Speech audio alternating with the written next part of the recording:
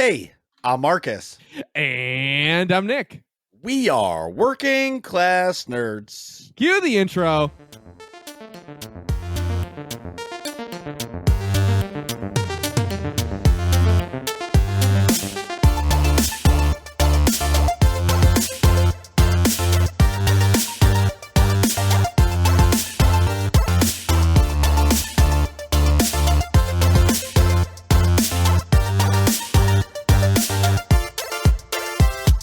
That's right, we are Working Class Nerds, the podcast that gives you no information about your favorite information.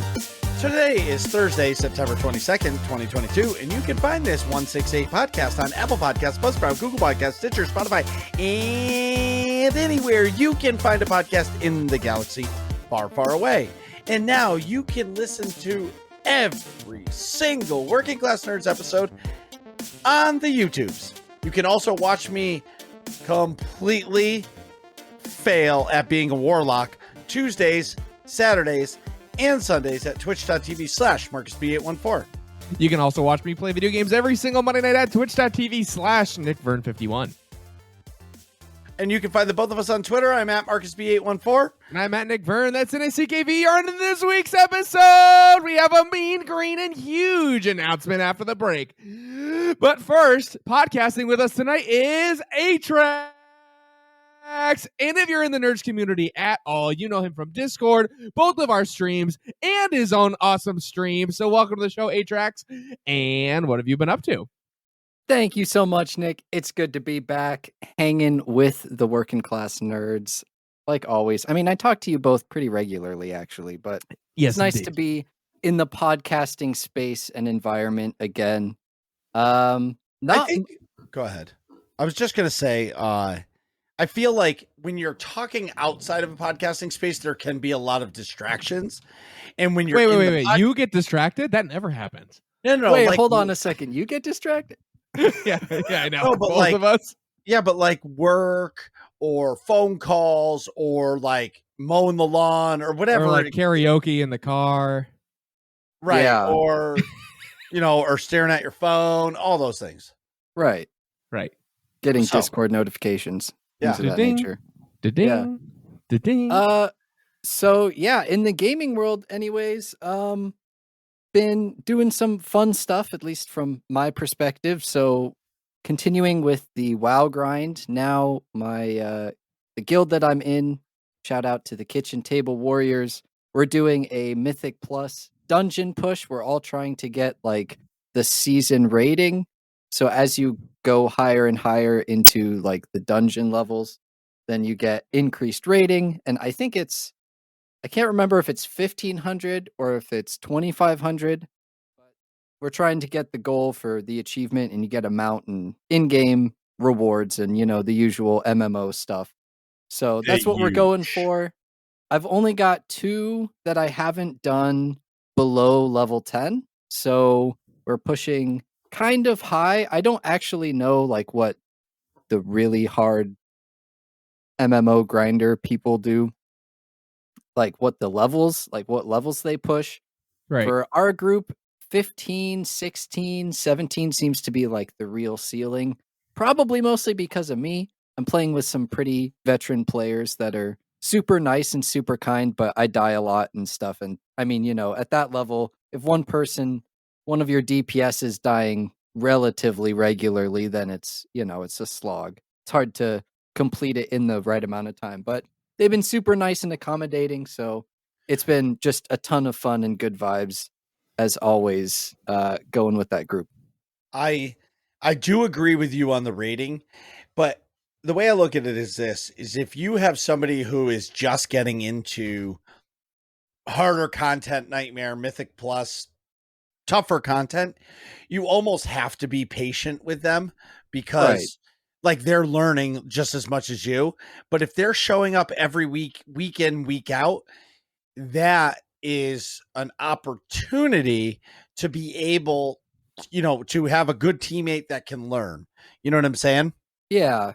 And especially if it's, like, oh, hey, you missed that circle. It's like, oh, my bad. All right, move on. It's not, oh, well, you're constantly like over and over again. You keep hitting this circle, blah, blah, blah. It's not that. It's just like, You died to it again. Come on.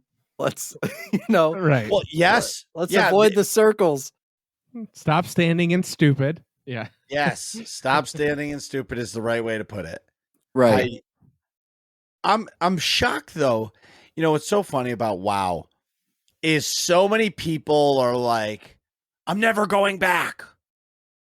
Right. Blizzard's a Yeah. bad company. And now they're all coming back. I'm not saying you.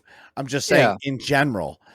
It's like, okay, but Blizzard's standing in the back going, you'll be back. You'll be back. They always come back. It feels like it's that way with any game that has longevity. There's fans that have played for a really long time and they're just like, all right, you know what? This update, I'm done. I can't do it anymore. And then 6 months, 7 months down the road, another update comes out and they're like, all right, so they kind of fixed that thing and now this looks kind of interesting. All right, I guess I'll give it a shot, see if they, Right. which I think that's good. Give it another go. If you don't like it, you can go back to hating it, I guess. But I mean, I'm in that vibe with Destiny now where it's like I'm only dabbling just a little bit, hang out with Marcus, Right. chill, shoot stuff, and yeah. Shoot the bad man. Yeah, exactly. It's been good. Hell And yeah. Speaking of shooting stuff, I've been continuing to play CS:GO off stream. I don't play it as much on stream anymore. On stream, I've been doing multiverses, but I played CS:GO last night after getting ranked, like kind of slightly above average in the rankings, and so now I'm starting to get grouped with people that like really know what they're doing and they know how to throw all of their utility. And now the teams are starting to get more formulated as a team. So now it's, if somebody swings an angle and peeks and you kill them, you better expect either somebody else to be there or peeking from another angle or throwing utility because now they know you're there. Like the people I'm playing against are a lot more knowledgeable. And so there have been a couple of games where I've gotten really, really wrecked. But in addition to that, in my games, I've been having a lot of great teammates too, which is super, super wonderful, at least for me. Oh, yeah. Of course, go ahead. Oh, no, I was just going to say, relating to that point, I've never played CSGO more than like, I don't know, trying it way back when. But for other competitive shooters I have played most prominently probably Rainbow Six Siege. It's teammates make all the difference because if you're not doing something right, they can be like, hey, why do you want to reinforce there? We should do this wall instead and have this and do XYZ. Like, oh, okay, cool. But if they're not on comms and they're just like being toxic and like teabagging you because you didn't do something right, you know what I mean? It's like it's not helpful, My favorite question is when people now jokingly, yes, but like when people legitimately like, how did you not know that? It's like, well, I don't know. Like, I haven't gotten shot from that angle yet, or like the last time I did, it was like 6 months ago and now they're using it again. Right. Cause I've only played against low level players like me where all we do is just like throw a flashbang and come swinging around the corner and hopefully I out aim you, like now I have to think about throwing a smoke grenade and all of this stuff. Before you cross the street, if you know somebody's there or whatever. Yeah. Yeah. Exactly. That's interesting. So it's been a unique adventure climbing into some of the kind of higher tiers of CS:GO.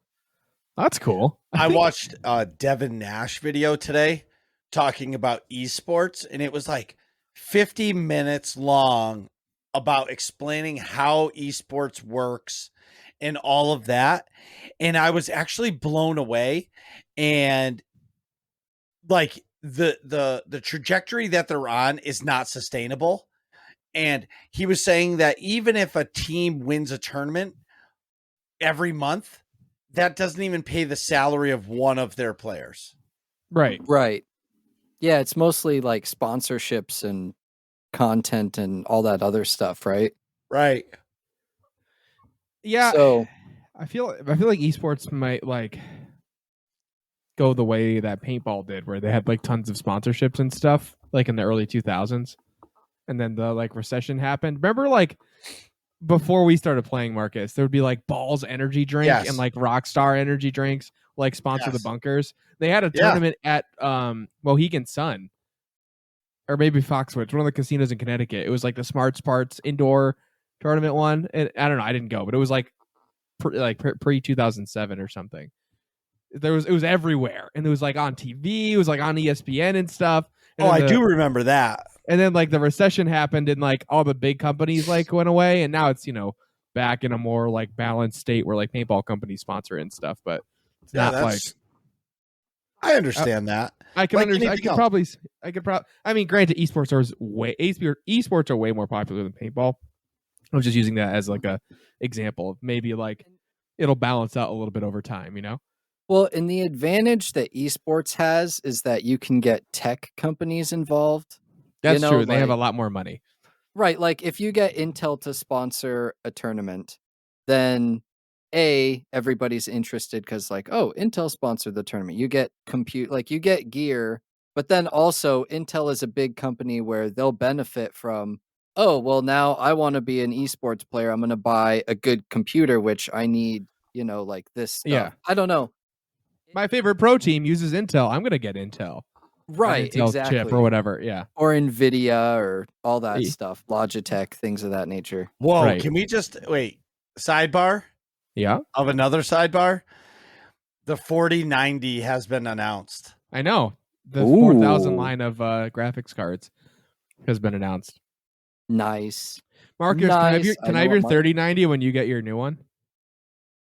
So pre-orders. So I have a line already on a pre-order. So Of course you do. So I'm pretty much already guaranteed the 4090. I believe that. Yeah. So what I'm going to do, so here's my plot. I'll trade you all of the lint in my pocket and my 3080 for your 3090. So what I was going to do is I was just going to sell my 3090 and buy the i9 12900K. There it is. Motherboard and DDR5 RAM. That works. And yeah, that's a good choice. So never mind. Anyway. What do you mean else? never mind? Yeah. No, never mind. You can't just never mind. Okay, at Chuck E. Cheese, they have a DDR dance thing, and I Yeah. tried doing it, and I really, I want, the next time I go, because Ryan's birthday party might be there, my son, and if Yeah. it is, I'm going to have somebody take a video of me doing it. Oh, please do. I love those. That's like Also- one of my favorite games ever. Yeah, I was going to say, Atrax, you used to play a lot of DDR, right? It's one of the few games where I will legit kind of brag a little bit and be like, yeah, no, I'm good. I can play. There was when I was at my peak. Now I haven't played in a while. I know Yeah. I could get back to it, but at the time when I was playing, there was only let's see, the scale was up to 16, 17 Okay. in terms of difficulty, and I was playing 14s pretty regularly. So Damn. I was almost there to where I could play pretty much Everything. every song on the machine, and pass it. So I love those. I love those dance. For me, games. my game like that was Guitar Hero. I could play. Oh yeah, Way back when, I could play every song except for Through the Fire and Flames on Expert. the last one. Yeah. I could not get past the intro because you basically needed to use two hands on the keys. Yeah, You had to strum once and make sure you hit it and then never miss a note through the whole intro. Yep. And then just hold You down had the to green button and practice then and never miss any of them. And I could not do that. So then I would try to strum through it and I would always fail because you missed too many Right. notes. It's so fast. yeah, it is. Man, it is tough. But Speaking of anywho, things that are fast, haha, Yes. great segue. This is one of my more recent interests and addictions, I guess, is I've gotten into the world of GT racing. Okay. Which Gran is Turismo? no, so that's the game. I don't think that might be what it stands for. I don't actually know. Okay. The website and schedule and everything that I follow is just Fanatec's GT World Series, yeah, or World Challenge, excuse me. And it's there's 6 teams. So you've got like Audi, McLaren, Lamborghini, Ferrari.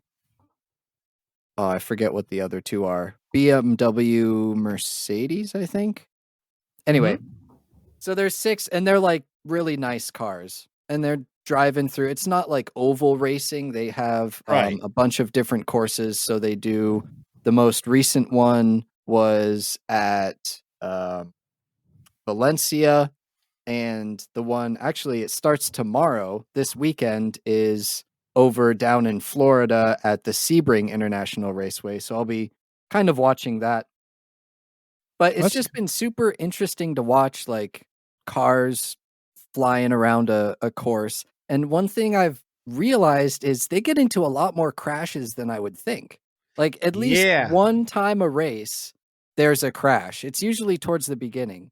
But at least one time a race, there's a crash that takes out a car. Yeah. And it's, I mean, they're not, it looks a lot worse than it is because these cars are super nice and it's just like carbon fiber stuff. And then they have a nice, real sturdy roll cage and stuff in the center of the car, kind of around them. But yeah, it's pretty, it's been pretty exciting. And that's gotten me into the Grid Legends game, which just released on Game Pass. So go check that game out too. That's a lot of fun. It's just straight up another racing game. That's sweet. So is a quick question. Sorry, Marks. Is GT racing like kind of like Grand Prix, but a different like league? I think so. I actually don't know a whole lot about racing in general, like what all the different divisions are and whatnot. Yeah. I know that there's like GT3 racing, and then there's the GT World Challenge, and there's a whole bunch of different classes and things like that. I don't really know. I'm pretty sure that it's different from like Grand Prix and stuff like that. So, Joey Feta is pulling his hair out listening to this right now because he's a giant like racing fan. Yeah. They're getting it all wrong. They're noobs. They're noobs. These noobs. Yeah. Get me on here. I'll set this straight. Yeah. Like get me on the show. Whenever I listen to a podcast like Joe Rogan talk about some biology thing and he's like half right, or like the guest is also like, you know, not a sciencey person. It's like they're just like they're like half right about something. I'm like, I'm always doing that on the other end of my phone. Just like, let me clarify. Yeah. You idiots. Someone in the comments, I beg of you. Right. Yeah. So yeah, let us know how terrible and off we are about all these what is what.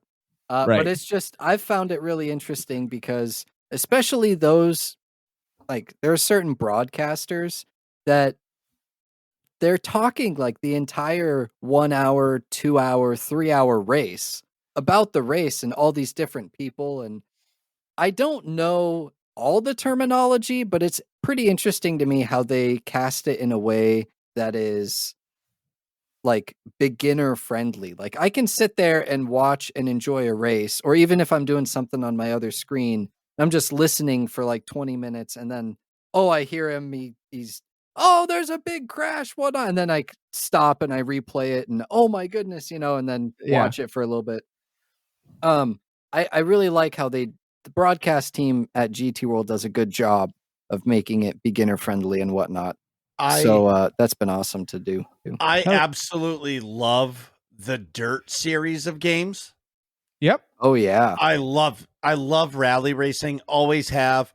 Like I love watching, like, now I don't watch it on TV. Like I'll go on YouTube and like I'll know that like Ken Block, him and his wife are racing this weekend, and they'll like post the video of their race, and like his wife just drove her car and slid off the road and went into a pond. Oh boy. Oh, dang. You know what I mean? Like that to me is interesting, going 120 miles an hour through a trail. Like, and you have somebody sitting next to you, 30 meters, hard right, 22 meters, slight left. And you're like, and they're just, the car is fucking floored. Like, like they're just ripping. And what I like too is it's a timed event, so you don't have to worry about some asshole hitting your car and fucking up your race. It's all about you driving. Like it's an individual sport, and I think I like that better than the Formula Ones, the NASCARs, the GT racing, just because it's you, your car, and your partner in the car. Like if you suck today, you suck. If you crash, well, it's your own fault. You're not getting bumped by Ricky Bobby. You know what I mean? Right. There's no shake and bake. Right. There's no shake and bake. That's right. Yeah. Speaking of which, shake and bake gets a bad rap. I used it and then spiced it up a little, like some mustard and stuff on some pork recently, and it's actually really good. But sorry, Atrax. Okay, just for the record, I love shake and bake. My wife hates it. See, like standard issue shake and bake without like spicing it up. Well, no, that's what I have is the original blend. But I took Dijon mustard. I'll just completely sidebar it, I guess. So I took a pork chop, right? Nice actual pork chop. It's like 1.5 inches thick, bone in. And slathered it in Dijon mustard. Do you like lathering a pork chop? Not particularly. It's not usually. I'm not okay. Anyways, I'm just moving right along. So slathered it in Dijon, threw some rosemary on there. Then I put it in the shake and bake bag. Then actually I patted some on because I thought it was gonna all get all fucked up. And then I put it in the shake and bake bag, chucked it in the oven, and then till it was whatever temperature, I forgot, 135 I think. Do you like Frank's Red Hot? It's not my favorite hot sauce, but I do. I don't like that buffalo flavor profile. Me neither. I like hot sauce, but I don't like the buffalo flavor profile. And Frank's Red Hot is buffalo flavor. It's too vinegary for me. Yeah, I'm a buffalo guy. Yeah, you're definitely a buffalo guy. I'd rather like a spicy barbecue or like a hot honey. Yeah, or even like the Korean barbecue is really good too because that has a good zing to it. It's almost got like a teriyaki kind of like it dipped its toe in teriyaki, but it's still barbecue, but it's spicy. It's got different flavors. Well, Frank's Red Hot came out with like a bottle with like seasoning, and I mixed that in with the shake and bake. It'd be fucking delicious. That's a good idea. Yeah. So that's what I'm saying. You got to take the shake and bake and you got to spice it up a little. You got to do some mustard, some hot sauce, something like that. Dijon mustard, not yellow mustard. That'd probably be gross. But I'm just saying, shake and bake gets a bad rap. Moving along. What the hell are we talking about? Grey Poupon. Yeah, Grey Poupon's good too. I love that any shit. Grey Poupon? I love Grey Poupon. That Grey Poupon, that Avion, the TED Talk. I'm only a honey mustard guy, I got to admit. Yellow mustard, Dijon, they don't do it for me. Yellow mustard has its place for me. Like yellow mustard goes on like kielbasa, a hot dog with relish. I prefer Dijon on kielbasa, but I can respect it on. Yeah, I just like yellow on it. The other thing I do like is like most of the time when I do a burger, I do mayo and ketchup. Yeah. Right. But like occasionally I'll do ketchup, mustard, relish to like bring me back to like childhood. Yeah. But like I put the relish on the bottom of the bun. Oh, okay. Okay. You know what I mean? And the ketchup and the mustard on the top. And when you eat it, like it's delicious, right? But you got to spread out the relish. You can't just be piled in the middle. No, it's got to be just a little bit. You want like a hint of pickly flavor throughout, not like pickles. Yeah, and that's the thing is like they made the squeeze bottles of the relish, and it's like either you're just getting liquid or you get way too much. The squeeze bottles suck. You're better off buying the jar and getting a spoon and spooning it out. Yep. When in doubt, spoon it out. But I do love mustard, man. See, I'm a ketchup or Thousand Island guy for burgers. Thousand Island on a burger is a great idea. It's so good. It's so good. What other sandwich has that? Atrax? Oh, Reuben. Oh, the Big Mac. Reuben. Oh, yeah, the Reuben. But Big Mac, that's what I was thinking. Yeah. No, well, their special sauce is like, it's essentially Thousand Island, but it's like Thousand Island with relish or something. It's like a little different. The Big Mac sauce. They mix it with something. Yeah, well, of course. Yeah, it's filled with GMOs. It's a bunch of sugar. Proprietary, but don't be hating on GMOs. I like my GMOs. If you want to talk about chemicals and shit, that's fair. Yeah, I like my Skittles. I don't think we could have those without GMOs. Skittles? Skittles are really bad. They don't even sell them in other countries. I know. These are so bad. I've stopped eating so many. I used to eat a ton. Yeah, I forgot about how terrible Skittles are for you. You know what I do love though? Is fucking Gatorade. Dude, that's like my least favorite sports drink, and I used to drink it all the time. I don't Gatorade or Powerade doesn't matter. Like I like like Powerade dramatically better than Gatorade, but okay, I like them both, but like I'm like so in the shop I always have Gatorade in there. I fucking devour it. I love it. You know what that is? What? Sugar. No, I get the zero sugar. Oh, that's even worse. Doesn't even taste good. That's way worse. That's way worse. Zero sugar. They're like, it doesn't have sugar, but it's got Splenda. Right, it's got Splenda. I don't and know. like I'm sure they put something else in it. Yeah, it's completely bad for you, but I love Gatorade. Aspartame. I'm a Body Armor. See, guy. that's exactly what I was going to say. I'm a Liquid IV or Body Armor guy.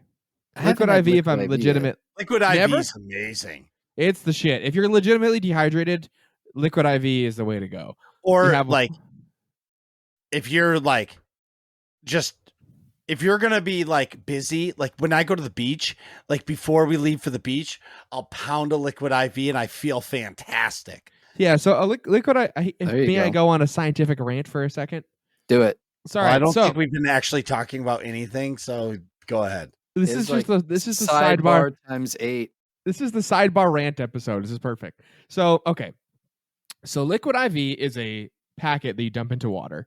So the technology for this comes from the way back time machine in, I don't even know what decade. Call it the 30s, 40s, or 50s. I think they invented it during Mad Men.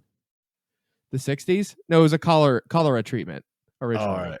So whenever cholera was a problem, people are just getting crazy diarrhea, right?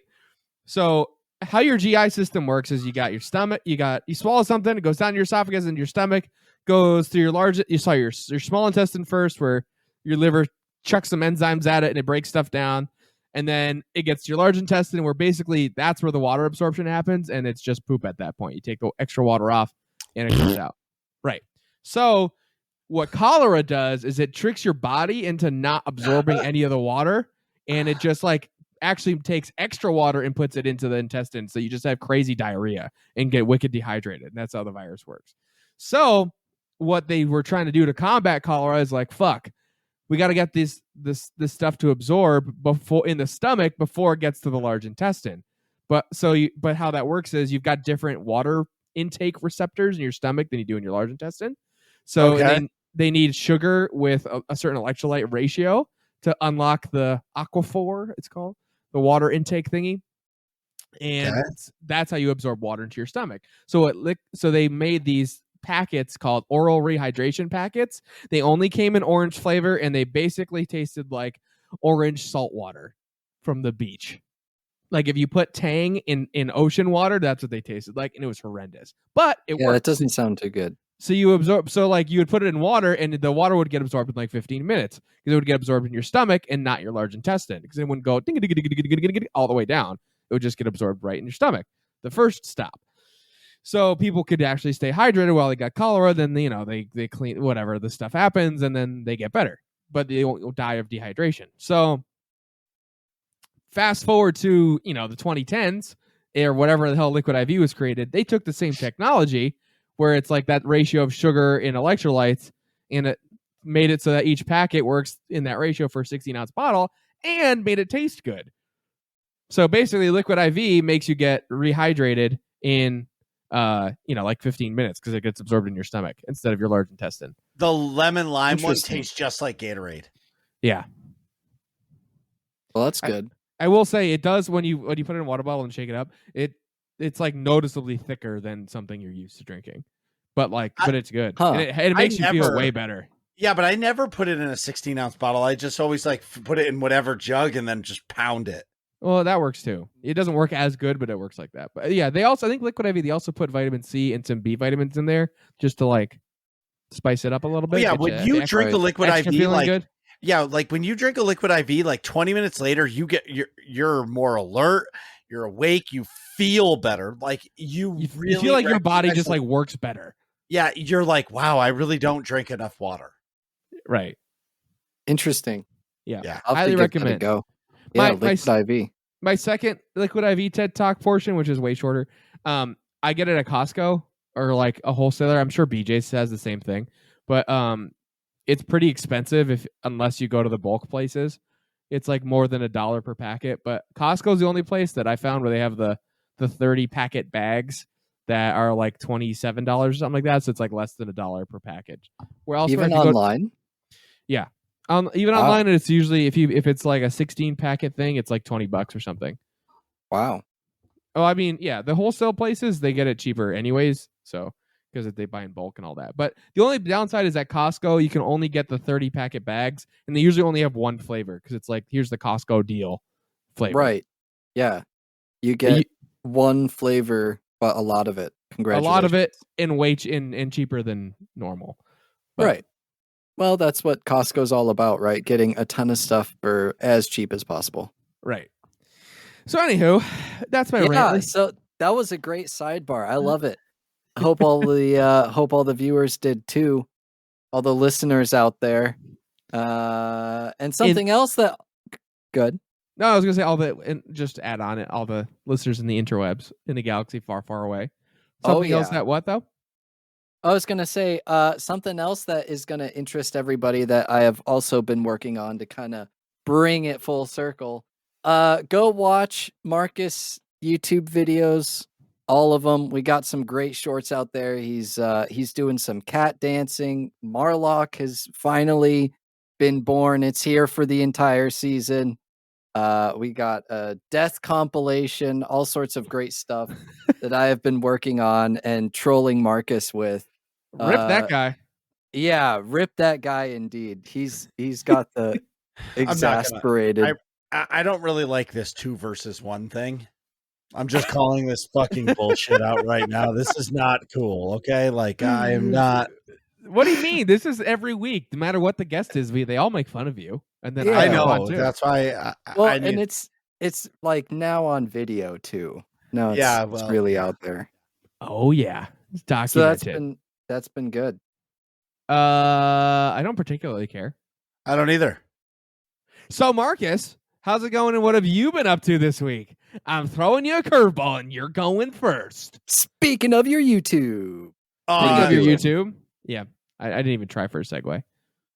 So I've been trying to get more content on the YouTube. I have been trying to do the TikTok game, but I will say this. Yep. Like, even though you have aspirations to put out a lot of content on TikTok or YouTube, it is fucking hard. It's a lot. Yeah, but like, even like, okay, hey everybody, I'm holding my phone in my hand. You guys can't see this, but like, hey everybody, going live in 10 minutes. Like, but then you have to do that. Then you have to pick a song to go with it. Then you have to put a caption on it and then post it. It's like 15, 20 minutes. You're like, oh, I can do that every day. But the reality is it's like, that's a fucking lot harder than you think when you're busy. Yeah. You know what I mean? Yes. And like the real goal here, so everybody knows, is I'm trying to get to 1,000 followers on TikTok so I can go live on TikTok. Because once I can go live on TikTok, I will probably never make another video on TikTok. I'll just go live on TikTok. Yeah, you can just do the combo. Right. Yeah. You know what I mean? So like, I'm just trying. So if you're on TikTok, and I don't self-promote myself often about this, but please go follow me on TikTok. You know my name, Marcus B814. So this past Tuesday, Clan Night was bumping, and we had a bunch of people come. It was fucking awesome. I am trying to figure out, so there has been some new people that started playing Destiny, and I'm trying to figure out how to get them to feel more comfortable, because when you go into PvP, so like Clan Night is pretty much like getting your weekly chores done, right? Yeah. Yep. Yeah. And when you're a new player, you're fucking lost. And I'm not saying you're lost like you don't know what you're doing. It's I feel like people might feel like they are like not good enough to do PvP or whatever it is that we're doing. And I feel bad. You know what I mean? Yeah. And it's not super clear what to do either. Well, not at all. Like doing a strike, and like, I'm just playing the strike like I normally do. Yeah. But like new players are still trying to learn how to play the game. So like all of a sudden, like I'm at the next area where the next boss is, and they're like, we don't know where to go. And then you have to turn around and you feel like an asshole for not waiting for them, but you don't even you don't even realize it because you're just moving forward. Yeah, and you don't realize that Yep. you didn't make the jump that you did. Right. So Yep. And I'm they're trying to stuck. think of a way to like, and maybe it's one night a month or something where like I take one of my other stream nights and I'm like, if you're a new light, come play with me. You know what I mean? And I'll do a couple little things with you and let me help you, you know, just get acclimated. If you have questions, let me help. Or even if it's off stream, because I feel like Destiny is a very hard game to get into. Like once you finish, like the story is pretty clear. Like, hey, go here, do this. Okay, go do this. Go do this. But as soon as that story is over, you sit in front of the screen and like, what do I do now? Yep. Yeah. Yeah. That's And there's exactly- like a how, like- million quest markers saying, "Hey, come get this one. Come get this one. Come get this one." Yeah, but you don't know out of those quest markers, like which one is your story that is going to drive you forward in the story. You don't know. Mhm. And for me, that is the hardest part. And I think that there's been other people that have played the game that I have not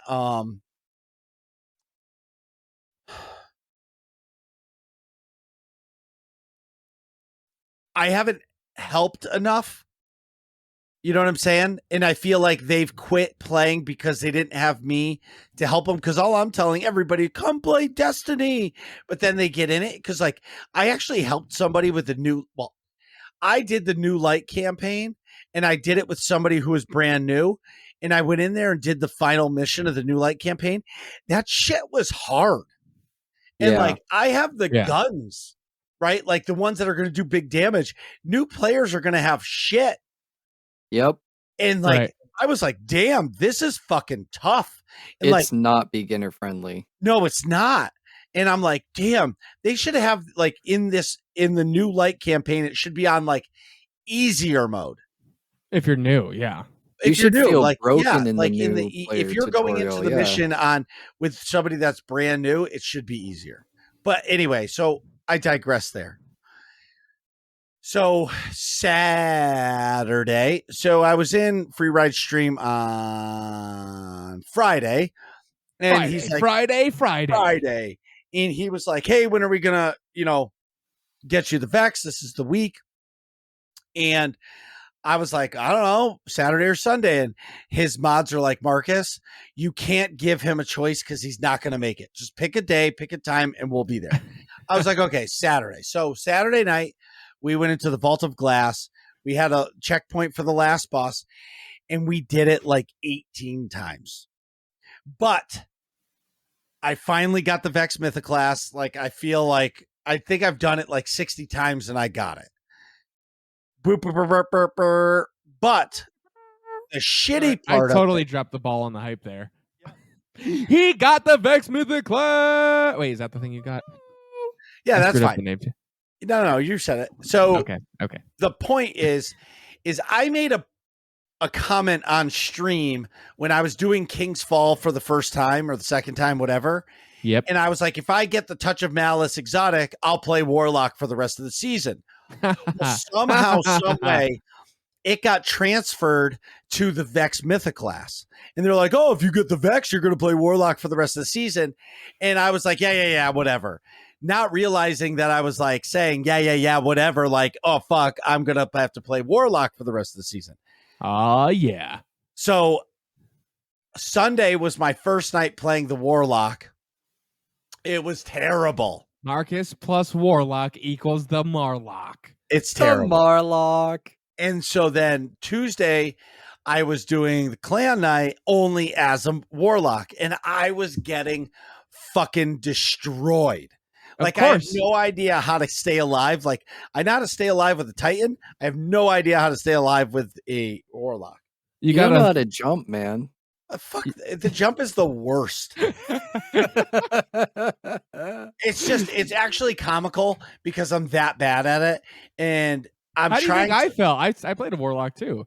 That's what I started at, and then once I fixed the jump style, I forgot which one I switched from the default to something else, and it was way better. Like then I Yeah. could actually move. Right. I'm a Titan. I'll always be a Titan. That's how I play. And the Warlock is more of a supportive role, so I'm Yeah, not used to that. I'm very run and gun, and Go this get- class is like, stay a little further back. Don't get into Just the a- shit. Yeah, don't Let dive everybody into else- everything. Stay on Right. the outskirts, shoot the bad man, get behind cover, throw down your portal thingy. I forgot what it's called that like heals you or powers you up. You're for both. well, I think, right? You're well, yeah. And then you can like throw some grenades, and then you get I forgot the other ability that like kind of heals you, and you get some moments of invincibility. You gotta like use all your abilities all the time. if that Yeah, I'm makes sense. terrible at that. It's a I was caster. not. I was It not feels like. very good at it either, but I remember like I had the most success when I threw all the shit all the time. Mhm. Right. Then the other stuff is I watched Andor with Nick last night. Yes, Episodes indeed. 1 and 2. We did not watch episode 3. Yeah, Marcus was like, "I'm tired. It's 10:30. I have to drive 11 minutes back to my house." I was Marcus tired. or Mickey Mouse? What? Well, I was tired. Honestly, I was tired. It's time to go back to the clubhouse, kids. I'll Yeah. see you next time. Oh my god.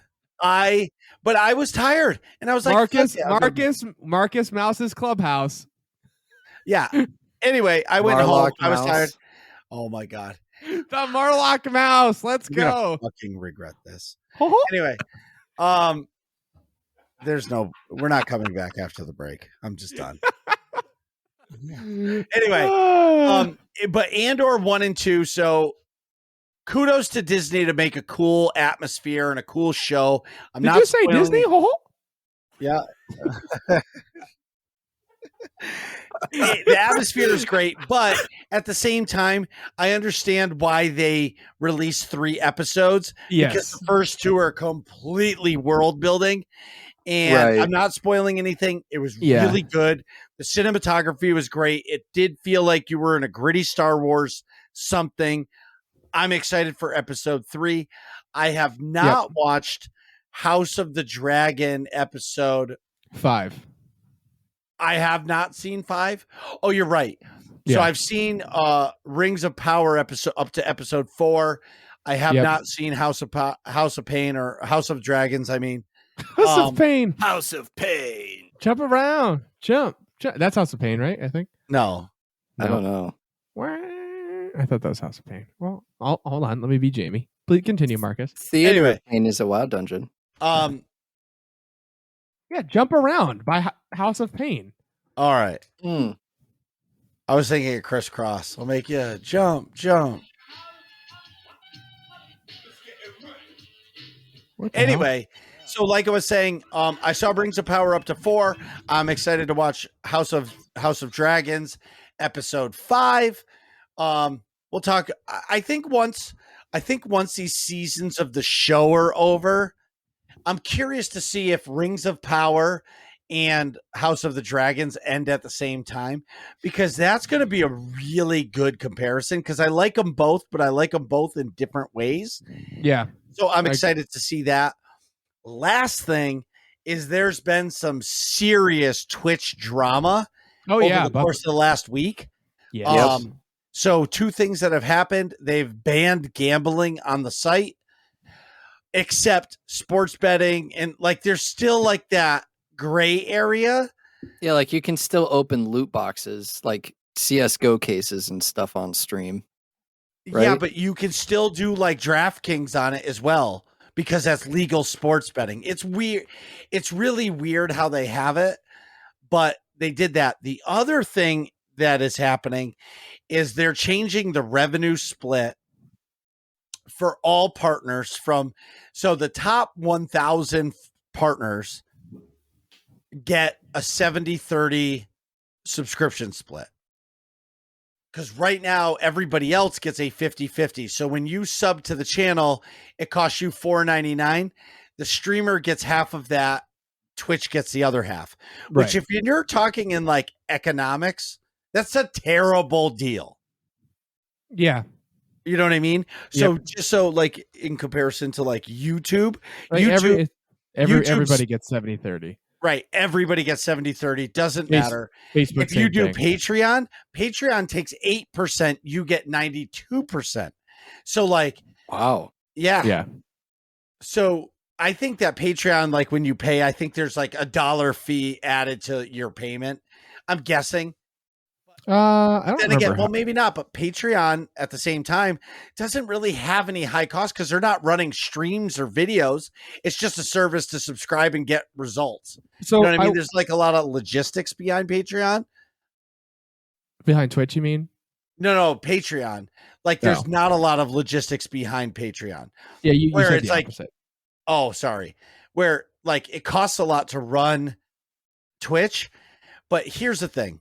So here, hold on, but it doesn't cost that much to run Twitch. So It like does. in the announcement, they're saying like, oh, it costs $1,000 a month to host all the stuff that someone who streams 200 hours a month like puts up. It's like a streamer that streams for 200 hours a month, which is an enormous amount of streaming, by the way. For 200 hours a month, that's 100 hours a week of streaming, or sorry, 50 hours a week of streaming. It's a full-time job. So imagine a bit. So they have to pay $1,000 just to set that up. Now imagine some other business where you only had to pay one of your employees $1,000 a month and they would work 200 hours a month. But some of these streamers, That's nothing. Yeah, but some of these streamers don't make any money. Right. I'd say a majority of streamers don't. Yeah, because there's 9 money. million streamers or something like that. So you what? know what I mean? Like how I don't know what the percentage is of who Twitch gets is owned by Amazon. They get zero of my sympathy. Wait. Well, They- but they that's can even afford it. more so. That's even more so though than that Amazon will just straight up be like, "All right, Twitch isn't making money later." We're shut it off. Right. So then everybody goes to a different platform that treats them better. It'd be pretty big, actually. Well, right. Well, it would just force everybody to YouTube and YouTube would collapse. Well, they would figure it out. They'd get more servers. Well, yeah, of course. All I'm trying to say to you is so the top percentages of people are going to be losing some serious revenue because you're talking about 30%. So, you know, if you have 10,000 subscribers every month, you know, Yeah. you're basically only going to be getting paid for 7,000 of them. Right. Right. You know what I mean? So like, Mhm. and granted, like those top creators, those guys are making $100,000 a month or more. You know what I mean? Or a year, I should say. So these guys, I mean, at the end of the day, it's. I understand the business. I understand the business model of what Amazon is doing, but at the same time, it's got to hurt the big content creators. So now they're like big content creators are talking about moving to YouTube. It hurts the big content creators and all of the like not giant people too that are in the 50-50 area because all the other streaming platforms do 70-30 for folks. Well, hear me out though, Nick. If you're a affiliate, yep, you know what I mean, and the top 3 streamers in your category, the top 3 Witcher 3 streamers leave Twitch because their revenue split is changing.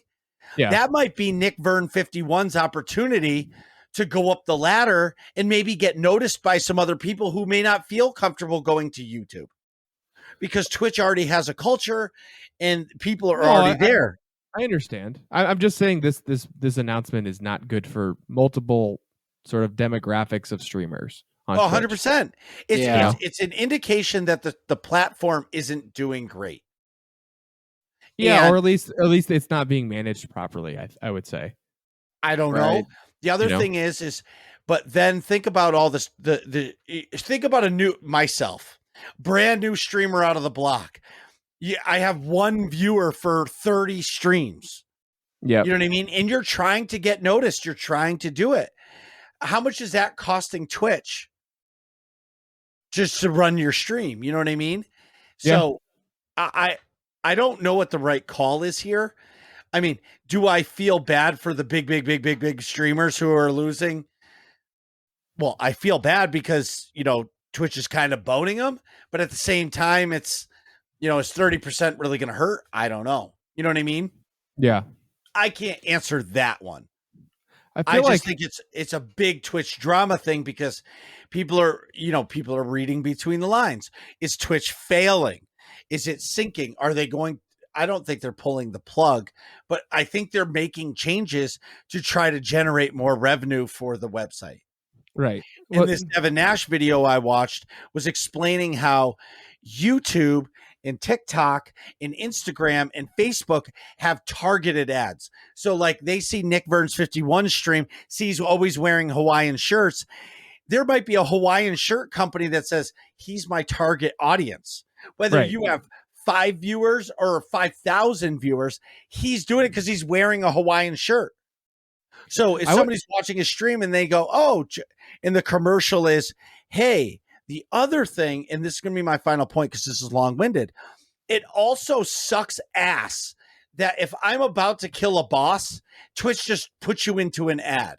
If you're I hate that so much. Like I'm in the climax, I'm about to bust because we're about to finish a boss fight, and then you're stuck in a 3-minute. And then it cuts to your face only. Right. Or to an ad, and you're like, I know. And then you come back and you've already missed the excitement of throwing your shit all around. And it's like, Twitch is like, whatever, I got to get my ad money. Yeah. You have no idea how many CSGO matches it's been the final round or like the second to last round, super critical, and something is about to happen and I get hit with a Twitch ad. And I'm like, well, I'm not going to subscribe to the B stream of the main channel that I already subscribed to. Like, it's frustrating. That's what I'm saying. Yeah. So I'm closely watching it. I mean, I'm not going to stop streaming on Twitch now. If the YouTube thing is, I'm going to be really interested to watch because it took them a while, but now thinking about it more, YouTube, it's 4,000. In order to get monetized on YouTube, you need 4,000 watch hours in a year and 1,000 subscribers. That's a lot of watch time. That's a lot. Yeah. Right. You need to be producing video after video after video after video to try to get people to catch on.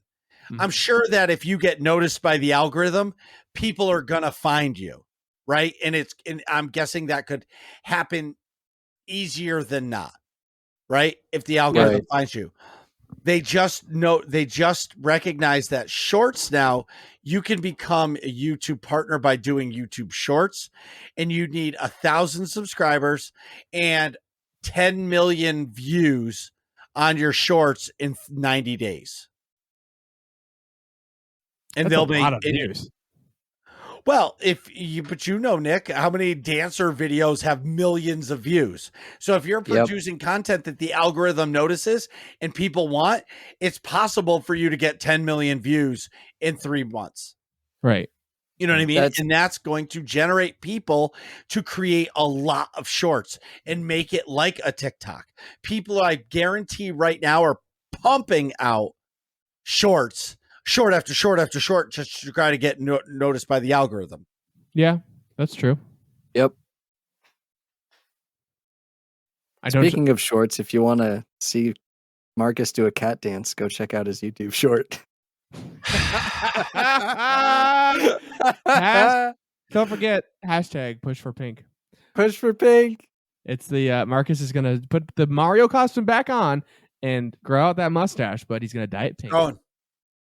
I'm not gonna shave my mustache now until Halloween. All right. Yeah, well, I got to be Mario. So the other thing, sidebar, before I ask you, Nick, anything. Okay. Is so the Mario costume has padding in the gut. I'm gonna cut it out because I'm already fat as fuck, boy. So you don't need any extra padding. Like I don't need any extra padding. You know what I mean? Yeah, I should get a Luigi costume. Well, we said that like 3 fucking weeks ago. I know. Well, I got to go on the Amazon or something. Suck less Nick. And tell me, what have you been up to? So I clicked off the show notes and I forgot what I was going to say. So I got a new Hawaiian shirt that I'm wearing right now. My parents went to Savannah, Georgia for like a business trip thing, vacation. And it is a black base shirt with navy blue and white flowers and palm trees, and then like yellow and red like cars and buses. I don't know what the hell the deal with that is, but It must it's be a also, Georgia thing. I have no idea, but it's a weird cut. It's like way bigger and it's short sleeve, but the sleeves are way longer than my other ones, and like the short sleeves almost go past my elbow. So it's like it almost looks like a kimono or one of those like funky bathrobes. I like it though. I think the color looks good. It's fresh, and I think Stream's gonna like it because it's new. It's Oh, it's yeah. like this is definitely like a dad Hawaiian shirt vibe instead of like a Yep. party guy Hawaiian shirt vibe that I kind of have for some other ones. But this is They'll definitely fill like into it. Instead, well, hey, at least they thought of you. At least they thought of you because they could have brought you home a stupid fucking magnet, and instead they brought you home a sweet ass Hawaiian shirt that you're Very gonna true. wear. Oh, It's yeah, not and like you're not gonna wear it. Oh, 100%. Yeah, of course. I'm wearing it right now. I'm wearing it right now. They also got me a bottle of hot honey with some crazy like Jamaican peppers in it. Ooh. That's good too. I got to try that on like pizza or That something. sounds great. No pineapple, just pepperoni. Oh, No comment tragic. from Marcus. I'm shocked. Wait, I almost just called you Chimeri. Oh my god. All right, Oh, Adrian. he definitely loves pineapple on pizza. He definitely does. Definitely 100%. spam Who? those pineapple emotes in the chat. Who Chimeri, does I'm not pineapple repeating myself. emotes? Get off your phone, Marcus. Yeah, Marcus. I'm adding something. Sorry. Suck less. What was I saying? Pineapple on pizza. I'm not actually a big fan, but Chimeri is. And hot honey on pizza. So, okay, so I'm back to streaming this week now that I'm back from Chicago, obviously, and like He's properly back. unpacked He's and back. recuperated and stuff. I actually didn't play any Witcher until stream, and it was like a whole new world. I was so excited. I really, really love Skellige. I think it's my favorite area in The Witcher. It's like these islands that are like kind of Viking, but also kind of Scottish. Like all the islands are like Ard this and Ard that, and they have like Scottishy themes to them. And like Okay. it's really cool. Like all the Yeah. names sound like Isla Scottish distilleries or something. So are there, you said it's islands. Do you have your own boat? I actually don't know about this part of the game. Do you have like a boat Yeah. that you take or like ferries or you can take your own boat? There's there's boats like just like scattered all over the map that you can just grab and go. Oh, okay. Gotcha. You can do that with like the coast of Velen and around Novigrad too, and there's like rivery things that you can sail across too. So you can do it in other okay. areas too. But yeah, Skellige, it's like a focus because it's a cluster of islands. But Oh, they're okay. very like harsh people and like hardy, and that's where like the master. Hardy. Yeah, they're like Scottish pirates, but kind of like with a Viking twist, you know? Yeah. Viking twist. It's the islands where they like shoot arrows at you as you're approaching. Yeah, I mean, literally, you. And I mean, spoiler alert for the story, but you sail over there with like what you thought was a chartered voyage, and it was like you get attacked by another ship of pirates, and then you shipwreck, and then you like wash upon the shore, and then you get on the shore, and it's like the dude that finds you is like trying to steal your shit. He was like, "Oh yeah, we totally just like sank your ship." And Geralt's like, "I thought we paid you guys off." He was like, "Oh no, you paid the other guys off that also live on this island, but you didn't pay us, so we just attacked your shit. That's what we do. Welcome to Skellige." Welcome. That's awesome. You didn't pay off enough people. Yeah. That's the other band of pirates. Yeah, that's the other charter that you walked past. Walked past the other guy. guys. Yeah, the Right. other guy. Right. So the story's getting pretty spicy. There's like multiple branches of story things happening. There's a plot to potentially kill a king. There's I'm romancing Yennefer, which is pretty awesome, much to the dismay of both of you two. Such a bad move. Triss has such amazing boobs. So they both have amazing boobs. No, they don't. Yennefer's is weak. I disagree. Yennefer's way freakier than Triss, though. But Triss is perfection. I mean, if we're really going to talk, they're both fake. So Well, yeah, I know. This whole conversation is fake. I'm not fucking either of them. They're fictional characters in a video game. No, I meant the boobs. They're fake. Oh yeah, yes, they are. Well, fake. There's not like silicone implants. Wait a minute. Or saline, but they are. Yeah, they are magically fake. Yeah. Aren't all boobs created equal? I mean, there's different preference. There's different flavors, you know. Yes, but I'm just gonna say sure. You're humoring him. I'm just saying sure. All boobs are created equal. Stop. Yeah, sure. Yeah, I mean, you can have preferred flavors, but they're all great. It's like ice cream, you know. All of them are good except pistachio. Yeah, as long as it's not pistachio. As long as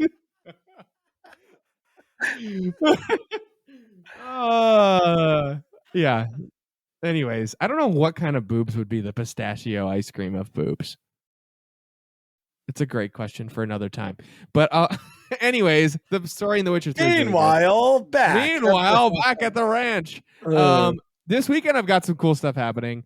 I'm not playing paintball. Shocking, I know. I'm going to this really cool thing for the Patriots this weekend. So my dad got invited to the Vince Wilfork Patriots Hall of Fame induction ceremony, which is on Saturday. That's at Gillette Stadium. Saturday. Because my dad, way back when, got involved with Vince Wilfork. We're huge fans. We're big Patriots fans, particularly of Vince, because my dad and I both played line, offensive line in high school and defensive line, and he is probably my favorite defensive lineman ever. But my dad ended up fostering a relationship between Vince Wilfork and where my dad works. So and we played paintball with him once too, which was pretty cool. Apparently, little 14-year-old Nick was the first person to ever shoot Vince with a paintball gun. So nice. That's a cool claim to fame. But that's awesome. So we got invited to the induction ceremony, and the way that it's set up, we're going to stay at the hotel right nearby, and then we get tickets to the game the next day as well. So it should be a whole fun shindig that I'm super, super excited for. That's awesome. Yeah. And I have not been to a Patriots game in a while, so I'm excited for it, even if they're terrible. Although they're playing the Ravens, so they might not get destroyed, but Lamar Jackson's really good, so they might get destroyed. We'll see. I'm cautiously optimistic. I also want to talk about Andor, but we kind of already did. Just to add on to what Marcus said, I only watched episodes 1 and 2. I think it's a lot of world building. I totally get, like you were saying, why they released all 3, because you can tell the action stuff's going to be in the 3rd episode, and then the series will go from there. But they did a great job, I thought, of like the color palette's really cool, which is a weird thing to say, I know, but like you'll get it when you watch it. It's a lot of these like muted tones of like bright color, what would be bright colors, but everything's kind of muted. It just gives it like a grimy like effect to everything, where like the people it's a thriving community. It's not like a desert world, but like it's grimy because there's a lot of stuff going on. Yeah, there, you know? It feels very grim. Right. Yeah. And it's like kind of cloudy all the time, you know? Yep. But I'm enjoying it. The world is really cool. It made me really get into like immerse myself in this story, and you can totally relate to Cassian, which is interesting. So yeah, I'm excited for episode 3 where like the action gets popping. But House of the Dragons is really good. I won't talk about episode 5 because I know Marks hasn't seen it. It's great. And so is Rings of Power. Rings of Power is definitely like popping off too, just in a different flavor. Too many shows. Like, where the fuck are all these shows in the summer when you don't have anything to watch? That's what I'm saying. Like, can we spread out the content? Like, can we stagger this, please? Oh, and there's also. Go ahead. I was going to say She-Hulk is out too, and I haven't watched the new episode yet, but it's not. You're shaking your head. It's not as okay when you watch it next to Andor, House of the Dragon, or Rings of Power. It's terrible. But like in terms of regular shows, if those weren't out at the same time, I think it's pretty good. I think it's a good 6.5 out of 10 with some 7 moments. You know what I mean? I'm gonna watch solid show. I'm gonna watch it this winter when there's nothing on, because we're getting fair. Like 3 shows all at once, and there's gonna be nothing in January, February, or you know what I mean. So yeah, I'll watch it then. You know what I mean? Right. I'll go back and watch Miss Marvel then too, because I never got into that. Right. But I want to see for the movie. But. Right. I'm just so over the Marvel stuff right now. So I'm taking a break. I did watch the Loki trailer from the For D23. Yeah, and from season 2. It looked intriguing. I didn't get excited for it. Yeah. But it did look intriguing because this first season was so good, and how they ended season 1 was fucking awesome. And it's going to be hard for me to understand how they like come back from that. Well, you know what I mean? Yeah, I think it's season 2 happens after Quantumania, so like you'll see some stuff with Kang, Right, and then and then but the lead into Loki season 2. But what I'm saying is I'm trying to understand how it's going to tie into the Doctor Strange stuff as well. So that's in the back of my head too, going into Loki season 2. So there's a lot of shit going on, and I'm just trying to wrap my head about where it goes. Just for the record, there's not a lot of time to do it, but I would love to do like a watch party once. Not like every week, because I could never commit to that because I'm too busy. Yeah. But like I would love to do like once a month in the Discord, like put a vote up. Or maybe new quarterly. hope. Like, well, no, once a month I would think would be fine. But like pick an awesome show or movie to watch. You know what I mean? Like Top Gun Maverick. That would be a cool one to watch in Discord with a bunch of people. Yeah, I don't think you can stream it in Discord though. A lot of stuff. Remember we tried that with HBO. Oh yeah, that's true. It failed. Well, I think if you buy it, I bet you could. I don't know. I mean, we buy a subscription to HBO Max, and it didn't work. No, but I'm saying if you actually buy it, like you buy the movie on Amazon, you own it and you can play it anywhere. Like there's no reason why you just can't play it from Amazon and stream it. I don't know how that works. I mean, Discord watch parties are pretty common. I'm sure that there's a way around it. I know that there's some like browser extensions, because I've had the black box problem happen a couple times too when I was watching Rick and Morty with my buddy. And we found a way to fix it, but I can't remember how. Yeah, you got to jump through some hoops. I'm sure you can do that. Yeah, Nick and I found that out. You got to jump through some hoops. There was a YouTube video, but it was like 7 minutes long, and it was at like, not all intro. It was like actually like, go here, do this, get this extension, this, that, the other thing, click this setting off, but turn this setting on, then attach 3 pieces of tinfoil to your router, but not 2 or 4, just 3. Right. And then you got to stand in the tree pose and for yoga when you click the button, and then it'll work. And it did. That's awesome. Yeah, I to kind of continue this really quick sidebar, I've considered doing just like whenever I have time, just being like, hey, I'm watching this. If anybody wants to join, I'm hanging in the Discord. Like a CSGO match or a race or something like that. Like, just, whatever. what? I have the time. If you're around, great. If not, like, you should. Because scheduling it is, that's the hard schedule it, and you have to be there, because if you miss it, then it's rough. But if you don't schedule it and nobody knows, then they're like, oh, hey, surprise. Well, speaking of schedule, so last week we scheduled my Marlock or King's Fall video. I don't remember what video it was. We have so many. Yeah. It was the King's Fall video, and we did a premiere, and it was last Friday it premiered.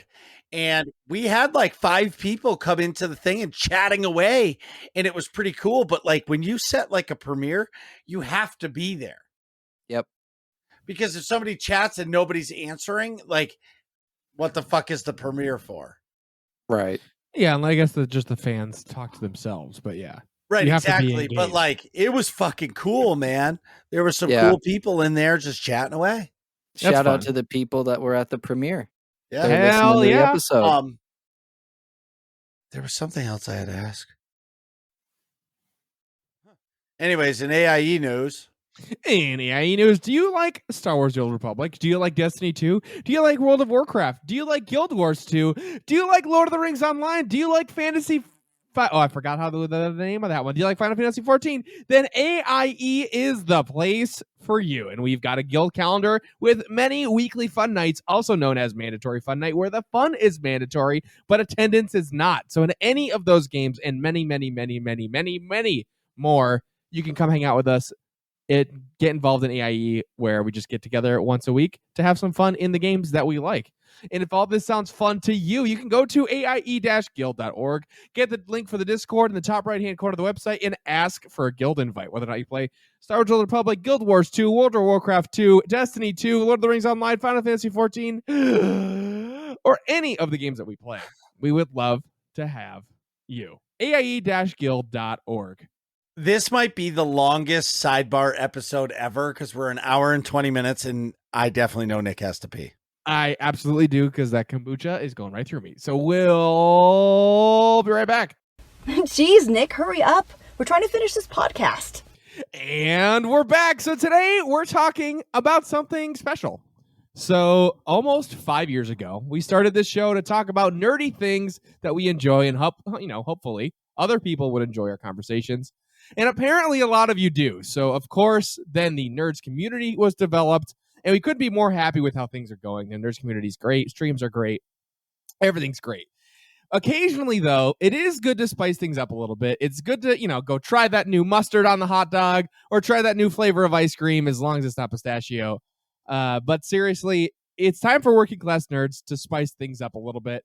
And both Marcus and I are super excited that we are announcing the new third host of Working Class Nerds. It's Atrax. Welcome to the show, Atrax. So obviously, Atrax has been a huge part of the Nerds community for a very long time now. He's a mod in the Discord and in Marcus's stream, and I think in my stream. If not, I'll go change that. But he's been our unofficial fill-in host if one of us can't make an episode for a long time now anyways. So it makes perfect sense, and it's perfectly organic that Atrax just joins the show as a regular feature. So welcome to the show, Atrax. Thank you so much. I'm really excited to be here. I always love coming on the show. It's ever since I was a kid, I always thought could I do like a talk show or something? Because I've always enjoyed listening to other talk shows. So I'm super excited to bring a new dynamic here. I just want to know, when did I get to vote on this? Because I had no idea this was happening. Yeah, surprise, Marcus. Oh, wow. Surprise. Yeah. Wow. Okay, new third host. Let's just back this up. That is completely not true. Of course it is. Marcus is like working on this and then was like, hey, by the way, what do you think? I was like, this sounds perfect. Well, honestly, I was going to say it's nice because it spices up the base show. And then it also gives us like content creation coverage in case our schedules mismatch a little bit. Like I've been missing some episodes for paintball fairly regularly. And I know, Marcus, it's nice for you to get a break once in a while too if you've got stuff going on, trying to go on vacation or whatever. So this gives us like content creation coverage where we've still got all the fast with my rocket boots. Exactly. No, but I'm sorry, I hit the wrong button. But what I was going to say is it's only, so as Nick was saying, we've been doing this for a while, and it'll be 5 years in December. Right. And Atrax has been around since the beginning, but at the same time, it's when somebody's on the show a lot and filling in, it helps a lot, and it brings a different perspective to the show because Nick is the talent, I'm the idiot, and Atrax is going to be like the smart guy. The nerd. The nerd, mega nerd. Right? And it's just going to round us off. And at the same time, it may not be every episode that he's on or I'm on or something, but I'm just going to say, it will be nice for me. And I'm completely being selfish when I say this. Like, if I miss an episode because I want to go out to dinner, that's going to be okay because I'm not feeling like I'm letting down the show. And I'm not saying I'm just going to start not showing up, but I believe every show or every stream as a content creator, everything needs to evolve. And there's nobody better than Atrax to come on because he knows me. He knows Nick. He knows the community. And the other side of that is now that's going to bring another creator into the Discord as well that people can enjoy getting those wonderful pings that he's going live or he's doing something fun, or what he alluded to earlier about like going to watch the CSGO stuff at 10 o'clock in the morning. And it's just going to be an impromptu watch party. And it's just going to further the growth of the nerds community because it's just awesome. I'm super thrilled for it as well. And I'm excited for all of it, except the 2 versus 1 against Marcus. I'm not looking forward to that. Don't worry, I'll try and even it out. We'll find something for Nick. We'll figure something out. What I'm scared is the 2v1 over because it's East versus West now too. That's true, and also it's been 2 versus 1 on the Yennefer versus Triss romance thing this whole time. So yeah, right. The triangle points shift, continuously depending on the subject matter. Yeah, it's all about the day. Right. It's not always just go attack Marcus. Yeah. But just for the big special announcement episode it is. Right. And as it should be. Right. It's all about the bass. Yeah. It's all about the bass. I forgot all about that song. And at the same time, it's just good. It's good evolution. I'm excited for it. It's going to be fun. Like, we're going to be able to mix some things up, create some new stuff, and it's just going to like bring some new perspective. That's really what I'm looking for, is because, like, honestly, when Nick and I are talking to each other, I already kind of know what Nick's answers are going to be. Yeah. And so now getting that extra perspective from Atrax, which I might not know his perspective and Nick might not know. And it's going to be really intriguing when he completely disagrees with us and this amazing conversation happens, or 15 minutes of mustard talk. Yeah. Earlier this episode, that was funny. During the break, we're talking about, this is going to be a long episode, lots of sidebars. Maybe and I think Atrax, you said something to the effect of like, yeah, when I'm on regularly, I won't have as much to talk about. Yeah. Me and Marcus are both like, yeah, no, that's not how it works. Like, look at tonight. We just talked about mustard for 15 minutes. Right. Yeah, and I think even that was like a completely unrelated sidebar of a sidebar. 100%, and it happens all the time. Good times. Yeah, but that's what it's all about.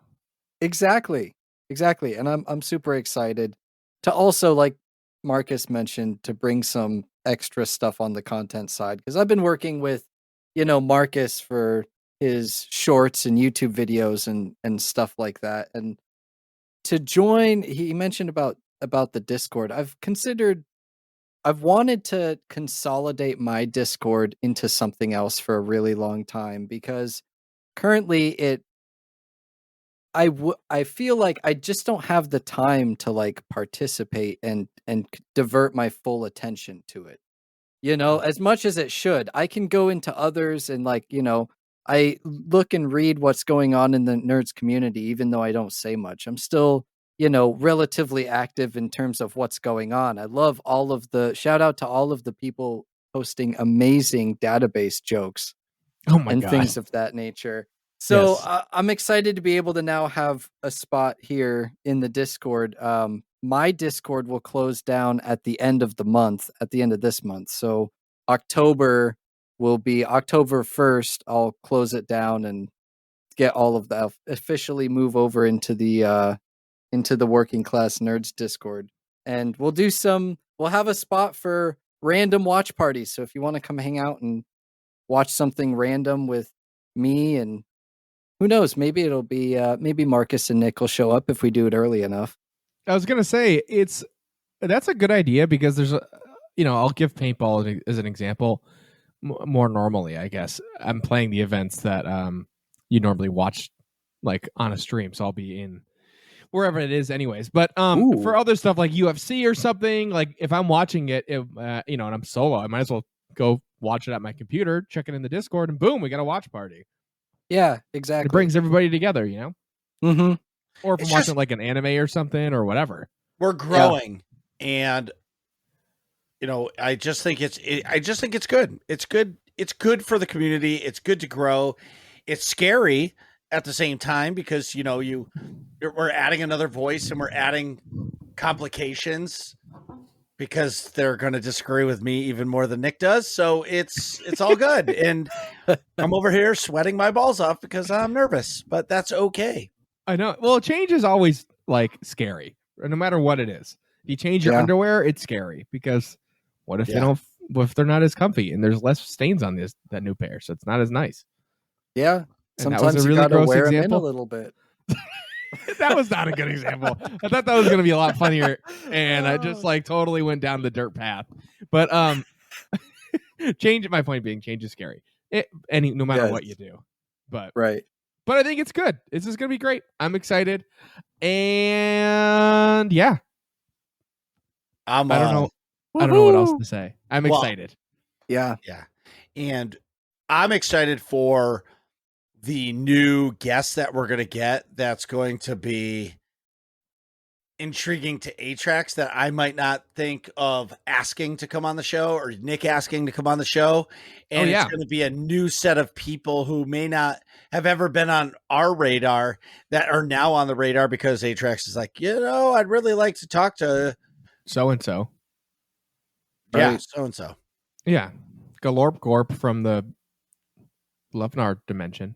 All right. I don't know. So So if you haven't been on the show, you want to get on, sweet talk me now. Right. You have a third person to schmooze. Yeah, yeah. If it's not working with Marcus or Nick, now you can come over here. Fuck. God damn it. Well, I'm also a third person to say no. So there you go. That is true. There's two sides to the coin. See, I never say no. I don't think I've ever said That's no. true. I don't think I've ever said no. I just think that it has to fit the motif of the show. Right. Right. You can't have somebody that doesn't fit the vibe. Right. Exactly. It's a very conversational vibe.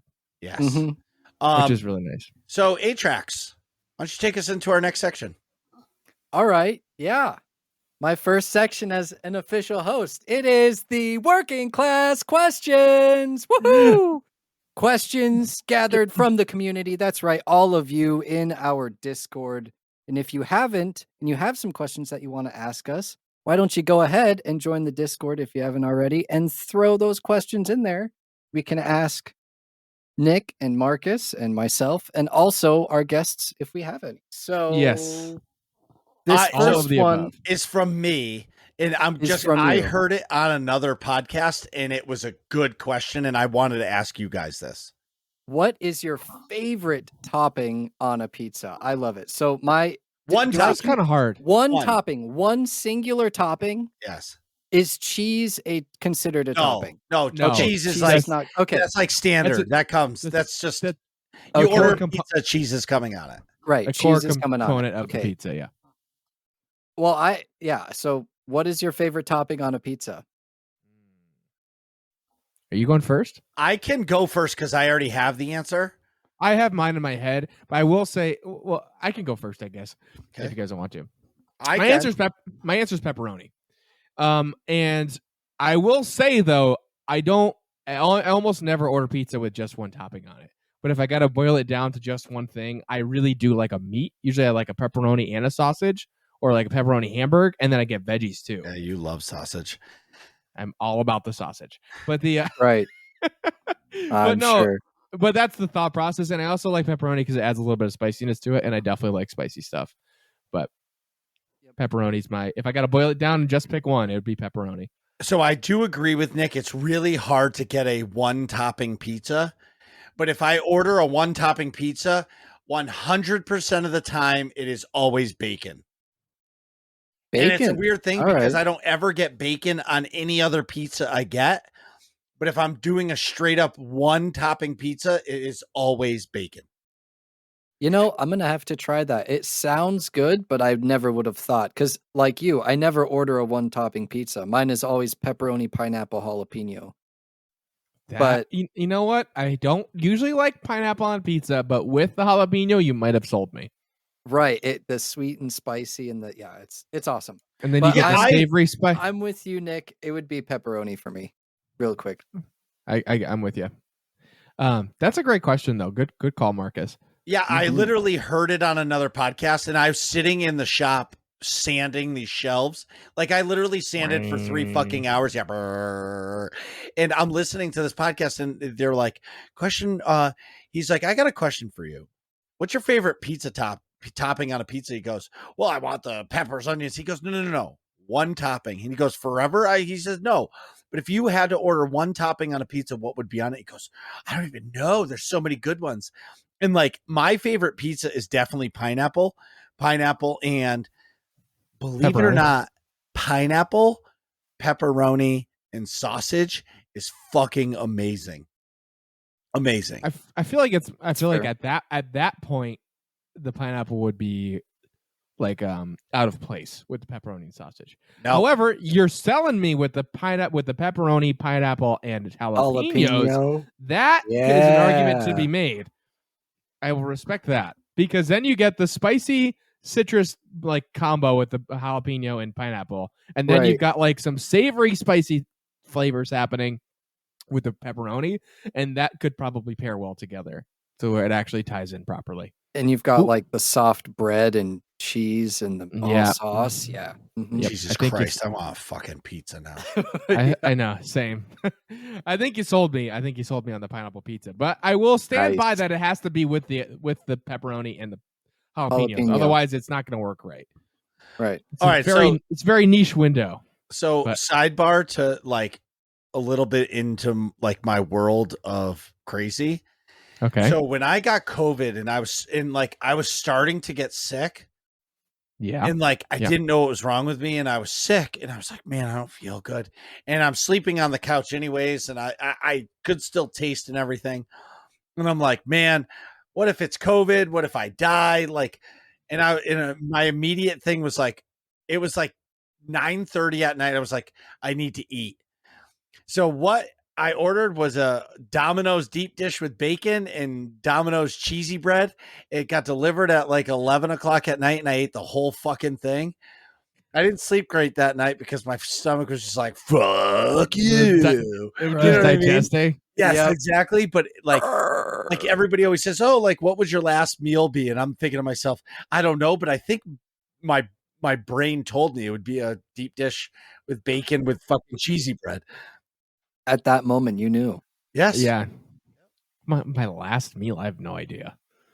Well, like if I was legit like scared. I get what you're saying. Yeah. Because I'm like, man, I'm really fucking sick. Yeah. You're preaching to the choir there. I had the original flavor. It was awful. Ooh. Yeah. Whatever. Anyways, I can go next. New community member Ace asks, welcome to the Nerds community, Ace. You are awesome. Jesus Christ, Nick, you failed. I was waiting. Your line. That's your. Yeah, that was a layup for you. Oh, so I failed. It's a layup. You're supposed to slam dunk that thing. Damn it. Let's do it over. It's a team, okay? It's a team. It's a team. There's no I in team, okay? All right. Keep your eye on the ball, but there's no I in team. What video game item would you choose from any video game to survive a zombie apocalypse? This is a cool question. Oh.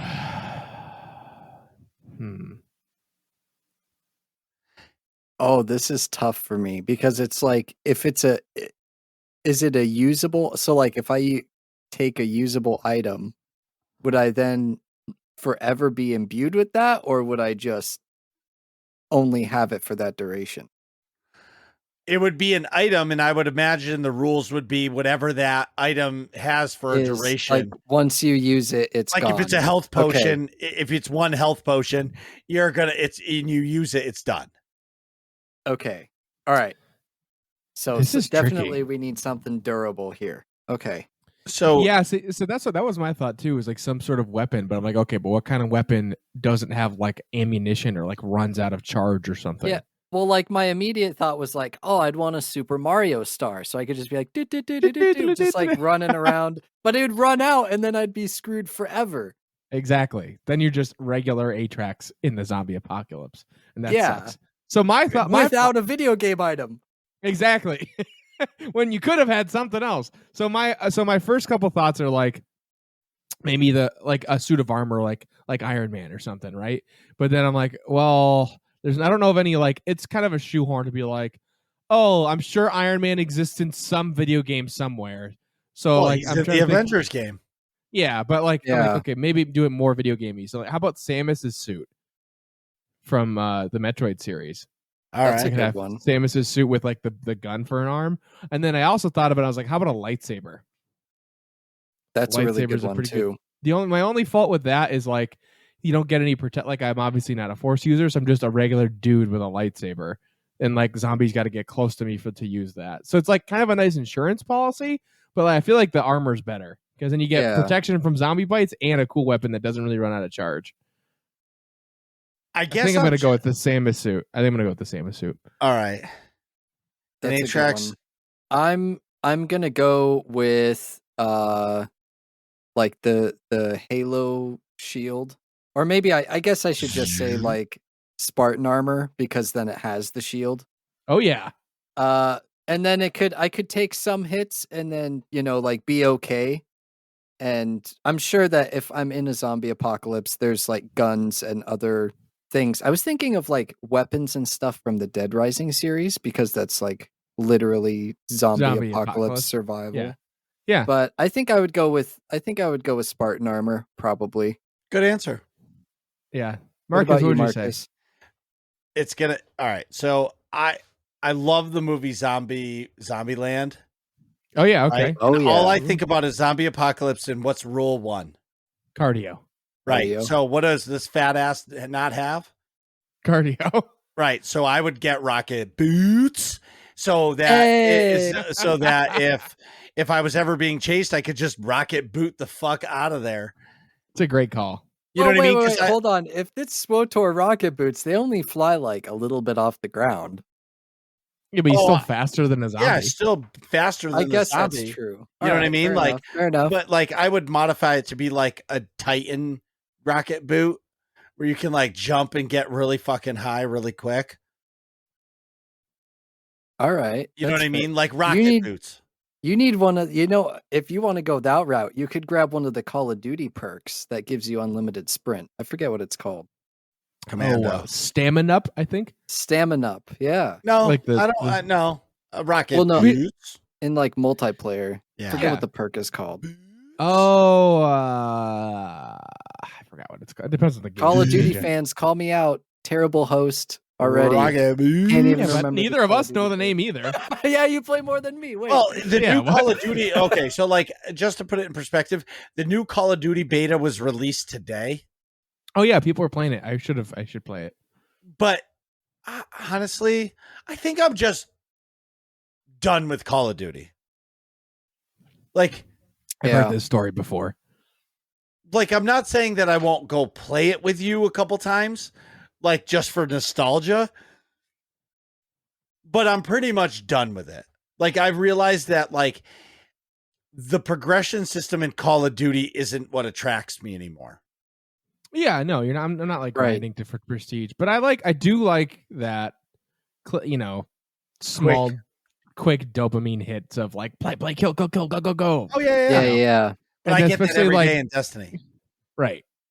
Yeah, I don't really get that in The Witcher, but I get a Yeah. different flavor of like accomplishment and stuff, which I My- also really like. Yeah, my Call of Duty thing now is I just won't pay for it. If my friends want me to come play and they'll be like, yeah, it's on sale, $25-$30, come play it with us, I will give them all the time they want. But Yeah. I'm not, or like the free weekend, I'll download it and play during Oh, the free that's weekends. different they've done. trying it. Yeah. Like Yeah. the beta is always fun too because nobody knows the maps, nobody knows nothing. So it's Right. like actually fun. But after about a week of that game being released, it's like if you're not playing it, Well, it's not like that anymore, actually, why? because they have skill-based matchmaking. So all the people that actually know the maps, I've got to go play against each other. Oh, I see. So when you Yeah. hop in, you're in lobbies with other noobs. So it's not as bad. It really isn't. Coming from CS:GO, it's great being able to be level 1 and run in and just destroy people that have no clue what they're doing. Yeah. And then, as you destroy people your first few games, Yeah, you then it find that gets spot harder. where, then it gets harder. You find the sweet spot and you have a game where you go, 2-37 and people are Yep. swearing at you. Why you suck so bad? Yeah. And then the next Stop lobby you cheating. get put in, you go 37-2. Mhm. And people Up think and you're down. hacking. Right. Nick, what do you Sweet. think? You're the next question. Oh, yeah. So this next question is from Quinn, and it asks, what's the most interesting planet in the solar system that is not Earth? So just in our solar system? Yeah. Yep.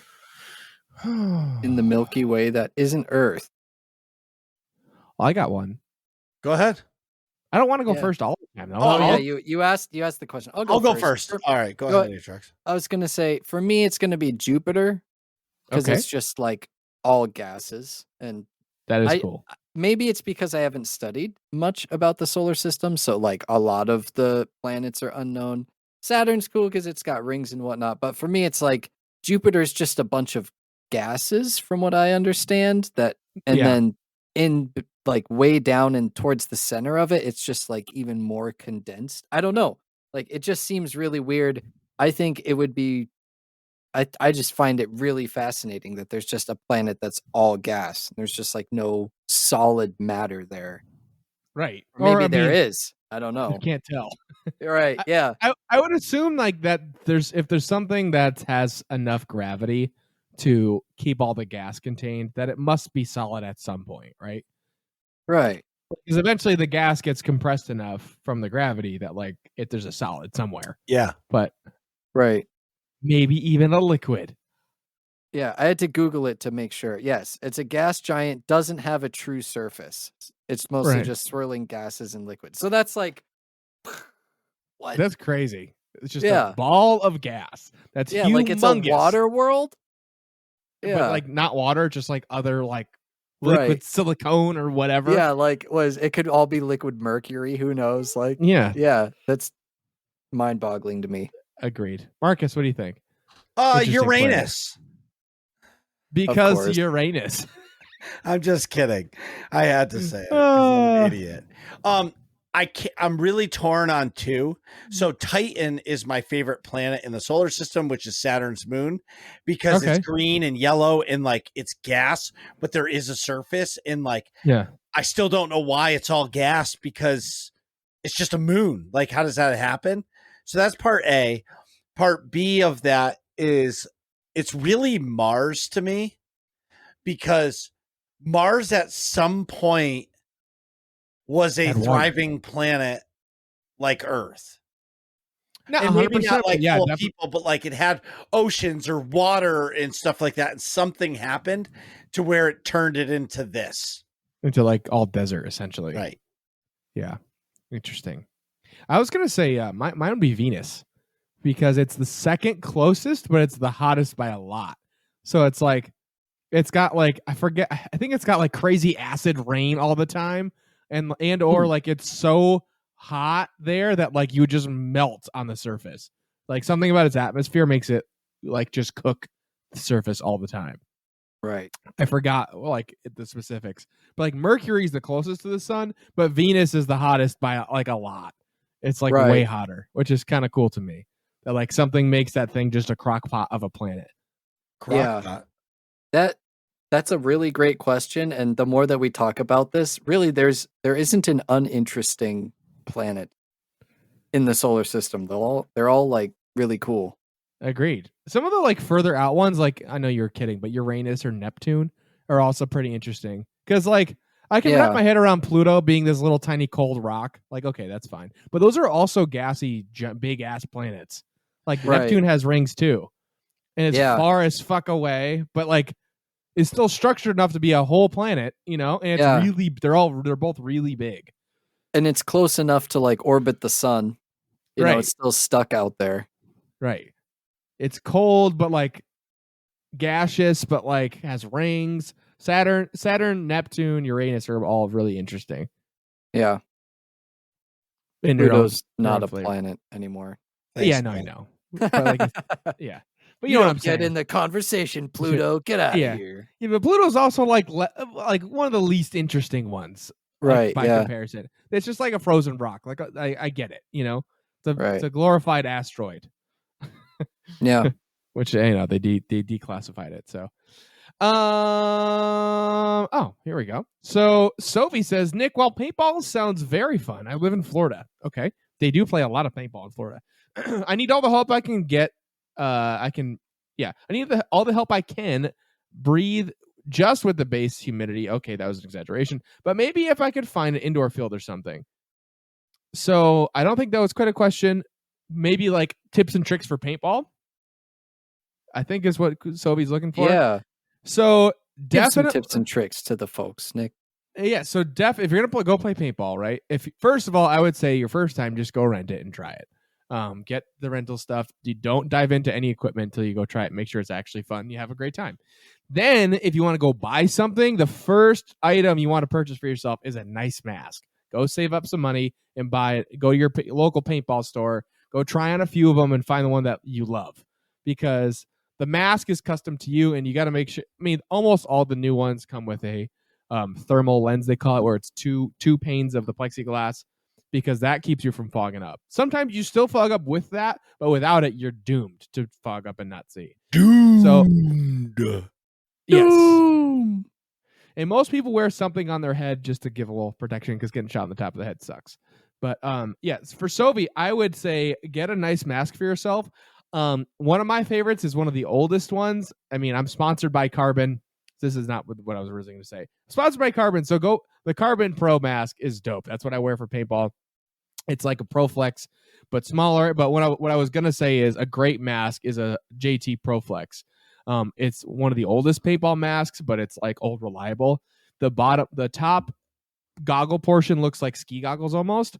But when they were making that mask, the legend is that it was one of the original paintball masks, and there wasn't really testing standards for like how to make sure it's impact resistant for a paintball. So the guy who made it just brought it in the back and shot it with a 12 gauge shotgun, and no pellets went through. So it went, well, if it can withstand that, it's good enough for paintballs. Wow. So All right. like, and then to this day, it's a kind of big mask, but the bottom of it is really, there's tons and tons and tons of little holes in it, so you can breathe through it really easily. The structure of the mask keeps it off your face. And the bottom's flexible, so it's really one of the most comfortable masks. And the carbon mask made by Carbon Paintball is very similar in structure. It the foam keeps the lens away from your face nicely. It's nice and comfortable. And then the bottom is similarly flexible to a ProFlex. It's just a little bit more stylized. But either of those two masks are my favorite.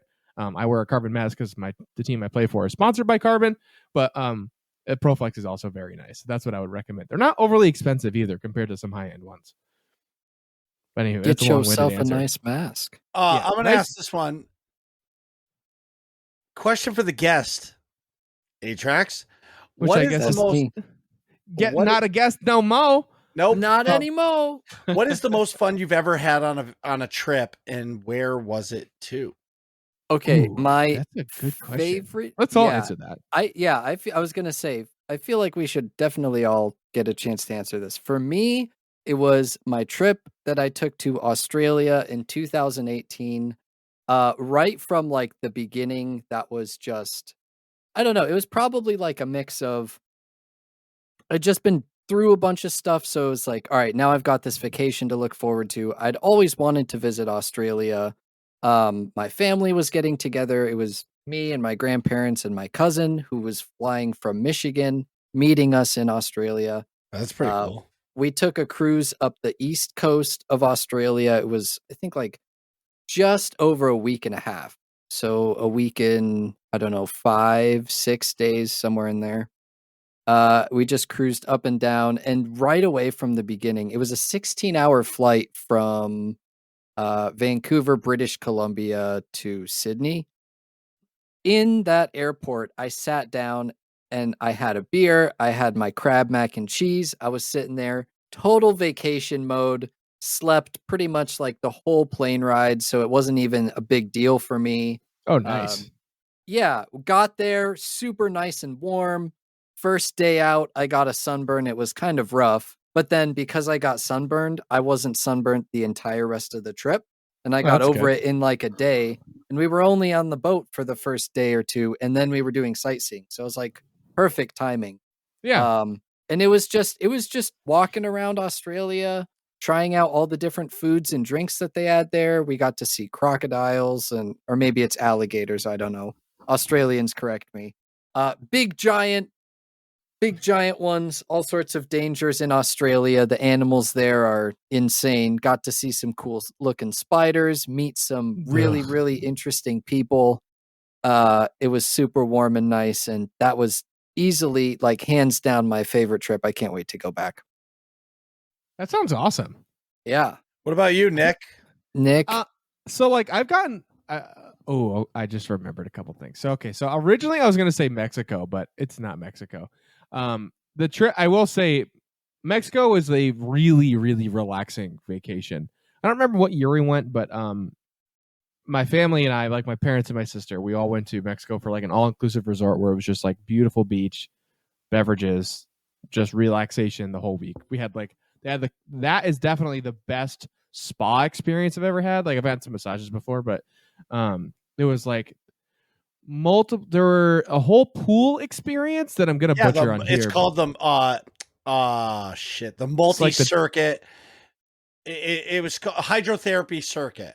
Yes, so it was go into like the sauna, you get the bucket of water dumped on your head, and then you go into this, then you go into the sauna, and then you walk through the water and come out, and then you walk through hot water. Yeah, I like how you're telling us about his vacation. No, because he did something similar. You went on your honeymoon. Yeah. It was a different resort, but it was the same like section of Mexico, and it's the same shit. Right. By the time you get your massage, you're already mush. 100%. So like if you ever got a nice massage and you're like like feeling afterwards, like you're like that before you get the massage. And then on top of it was the best massage I've ever had in my whole life. I think it was 90 minutes, like crazy hot stone with like aromatherapy, and it was awesome. But yeah, the pools thing was like, you start off with like in a regular swimming pool with some jets you can like put on your back and like massage some stuff. It was like regular temperature. And then you went to like a slightly warmer pool with like something else. And it's like, and then you went to like a hot tub, and then you went to like the cold tub, and then you went back to a different hot tub that's like 3 degrees less warm or something. And then you went like in these rooms. So it was like Marcus is saying, there was like a regular sauna room, and then there was like an extreme sauna room with like eucalyptus and mint in the air. So it was like Vicks Vapor Rub, but like smelled better and not like medicine, and like made you like sweat and like all stuff come out of your nose and pores. And then you're just like, ugh, everything came out. And then you went to like a cold room, and then you went like back to the other, like the Vicks room, and then you went to the regular sauna, and then you like took like a little mini shower thing, and then you went to your massage. And it was like, holy shit. Wow. It was like it was like a couple hour process probably. Yeah. It was like a half hour of like the pools thing, and then like your massages, whatever. Like, hour and a half, whatever you paid for. It was fucking awesome. And then, obviously the rest of the vacation is like not standard issue, but it's like that all-inclusive like beach resort. So you're just relaxing. There's like several different restaurants you can go to. So that trip was awesome. I highly recommend going to like an all-inclusive like that, especially with a nice spa. Get the spa thing. Like whatever their spa thing is, even if it's just a massage, go get a massage. Like then we did it like the second day. Like we do it the travel day, and then like you wake up and then you do the spa thing. So it's like it's stressed out from travel, and then you like start relaxing. That was definitely the move. But no, what I was gonna say is the question was the most fun trip. It's got to be Disney. I've gone 3 times, I believe, with my family, and once when I was like 8, once again when I was like 14, and then again when I was 12, like 18-ish, I think, roughly. I think I was in high school still. But we went to Disney and Universal, and I was able to see like the Harry Potter world and stuff. That's when it had been built recently. That was super cool. But all of like the Disney rides, the roller coasters, like the whole Disney experience is fantastic, and Universal Studios is too. So like those trips were epic also. In terms of actual just fun stuff, like activities, Disney and Universal 100%. I'm also a big roller coaster person, so I like all the rides like Everest and the Mummy at Universal. I rode like 4 times because there was somehow not a line one of the days. Like it was supposed to be a torrential rain or something, and it wasn't. There's nobody in the park. So I rode it, I like ran up, rode it first thing in the morning. There was no line, got back in line, rode it again like 3 times in a row or something. That's awesome. Finally, the guy at the entrance like, you're back again, huh? I was like, dude, there's nobody here. Why not? He's like, fair enough. Yeah. That's awesome. But yeah, Disney Universal probably the fun trips, but like highlight to that Mexico trip was awesome too. Marcus, what was your favorite trip, you think? I have to say my honeymoon. So we were gifted 5 days in Disney, a hotel for 5 days at Wow. Disney. Ooh. As Like our wedding the one that's inside? Yeah. Oh yeah, that's awesome. So that's what Which we one do. do you remember? Old Key West. So Oh, nice. that's what we did. So we did that for 5 days, and then we went to Mexico for 17 days right after. I feel like Ooh. that's a good move. I feel like if So- you start off like with the busy thing, Yeah. you know, And- you're like already hustle bustle from like the wedding, Right. and then you go right into the activities. Like that makes sense. I feel like if you tried to relax and then go do the thing, that would be worse. You know? Yeah, we- and then go back to life. Yeah. Right. Yeah. The only regret I would say I had is we left the next morning after our wedding. And like, yes, that's the traditional experience. So like, you don't even have time to think about anything else, like, except that, hey, we just got married. You know what I mean? But at Yeah. the same time, like we were exhausted. So like the first day we got to Disney, like you ever are so tired, like you feel like your stomach ache and you're just tired. Oh, yeah. And, like, and you can say suck less, but like we were exhausted. No, dude, you had your wedding and then How about this? I'll put it this way. I was so like feeling like that. I rode on Space Mountain when we got to Disney and I got completely motion sick. And like Oh, roller yeah. coasters That don't doesn't- affect me like that. That's Yeah, it how doesn't we were happen to both you. like, let's just go back to the hotel room and chill. Yeah. But- Yeah. I'll say this. Going to Mexico for that long. So first off, I almost lost my job at that point because my boss was like, you can't go away for 3 weeks. I was like, I'm out, dude. Fire me. Yeah. Just fire me. Right. You get married one time, right? Like, Right. yeah, I get this experience once. Like, fire me. I don't care. And he's like, what? I was like, fire me. Like, whoever, like, you tell somebody I'm on my honeymoon for 3 weeks and they complain, they don't deserve to be your customer. Right. Yeah. Right? Like, I'm out. So, what I will say is by the time we were done with the vacation, I would say like the last 3 days, we were just ready to come home. Yeah, I was gonna say 17 is a lot. Yeah, Yeah. because it was a total of 3 weeks we were gone. Maybe it was 16 or 15. I don't remember, but it was we were gone 1 day less than 3 weeks. Yeah. And like 20 that's a 20 long days. fucking 20 days. Yeah. But That's it was a long awesome time. because like we'll never get to do that again. Yeah. Hmm. So for that, it was fucking amazing, right? Right. But at the same time, it was so. And honestly, like in Mexico, I was in a cabana every day. And just so everybody knows about me, when I go on vacation, because I am busy all the time, like when I go somewhere with a beach, don't ask me to do anything. Like I'm not going on a fucking excursion. Do you want to go see the Mayan temples? Fuck no, I don't. I'm going to Right. sit in this cabana with a Mai Tai in my hand from the second our waiter was named Orlando for the week. The second Yeah. Orlando comes out at 10:30 in the morning, there's a Mai Tai on my hand until it's lunchtime. And the only reason why I know what time it is for lunch is they're grilling pineapple slices to put on the burgers. And Oh, you yeah. go get one of those every fucking day. And then at You 3 can smell o'clock, the grilled pineapple. Yeah. yes, exactly. Yep. And then at 3 o'clock, the reason why I know that is because you can hear the party music in the pool, and they're doing like workout class, but it's Oh yeah, like the pool Zumba classes. the pool Zumba, but it's really just drink as much as you can while doing Zumba. And Yeah. I'm pretty, I would say I've never got like wasted, but like by 3 o'clock, I'm like, oh, I need to like, let's go rest. Every day Yeah, we you go would take walk- a nap. Yeah, so dude, you would walk through the pool, wipe off all the salt, you would get off, dry off, and just walk to your room, pass the fuck out, and then every day at like 5:30, like 5:30, you would get a knock, turn down service. The people from the hotel would come. They would turn down the bed, put the shades on, like, because I don't know, like there's like high posts on the bed and there's like sheets that go around it. So Yeah. like, I don't know why they do that, but whatever. But they like re-clean the condo or your room. Like, it was amazing. But then as soon as I got inside, I would only drink beer. And was like the little ponies, the 7-ounce, and the Yeah. bar was stocked in our room. And I would just be, it was Slamming 'em. honestly, Just it was like so- 37 8-ounce Tecates. right. I'll never forget when I came home, or when we came home, I had to go to the grocery store because we hadn't been home in 3 weeks.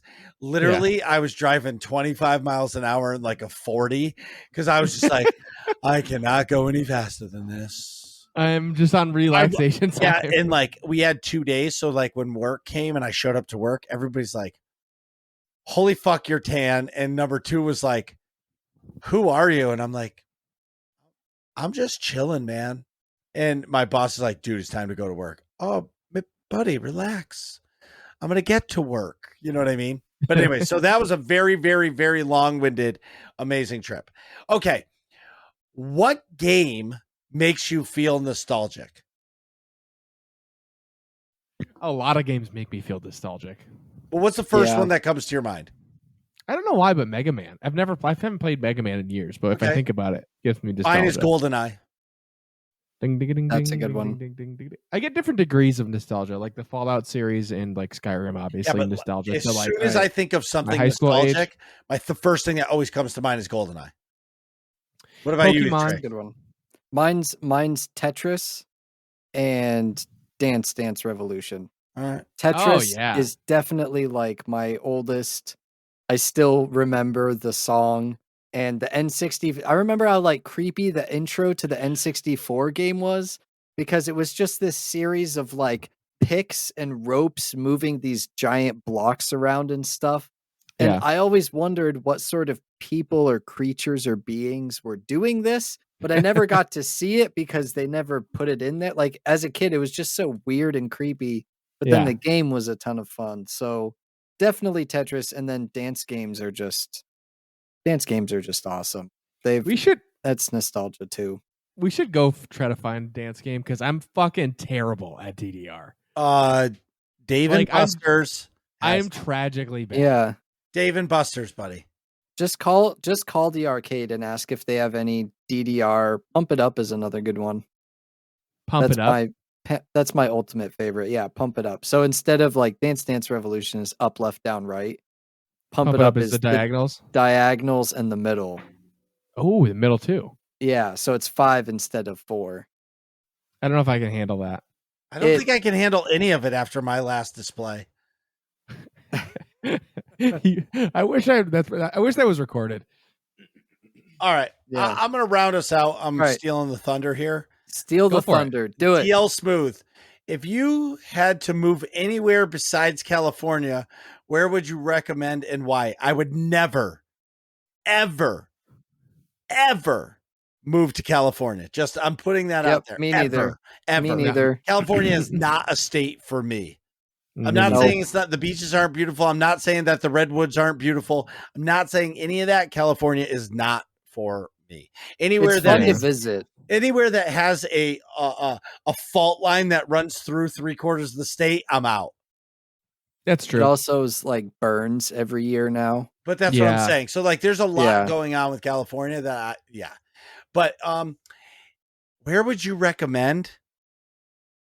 Okay, so I'm gonna give a part A and part B, and I'm stealing the thunder here. Part No, go A for it. is I don't have a good answer yet, so. I want to move to Florida because it's fucking warm all the time. Mm-hmm. Right? All All the right. time. It's always nice. Like it rains every day, but who gives a fuck? It's just rain. Yeah. Second thing I will say, Yeah, but in Florida it rains for like 10 minutes. And then but that's what I'm saying. It rains every day. Yeah, not like here where it rains for 3 days in a row. No, right. But the other side of that is I would actually tell people New England because you get Nick, see, you say no, but hear me out on this. It's because no, I'll counter your points. Go ahead. No. So what I'm saying your is in Florida, you get 2 seasons, right?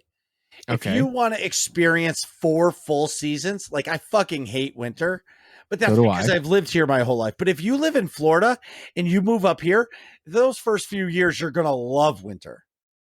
And you're going to love seeing the leaves turn orange and green and blue and all that stuff. You know what I mean? And yellow. Yeah. Like if you move to New England, you see the 4 seasons. That is pretty rad. Yeah, I mean, I'm definitely jaded because I've lived here my whole life, but my giant gripe with New England I've got is twofold. One, winter is 6 months. It is not equal. It's 6 to 7 months of shitty winter weather. So that sucks. Because like the back half of November is cold enough for snow. All of December is cold enough for snow. January, February, March, and at least 3/4 of April is cold enough for snow. So you really don't start to get spring you get spring for like a week in the end of April, early May, and then by like the second or third week of May, it's full on summer.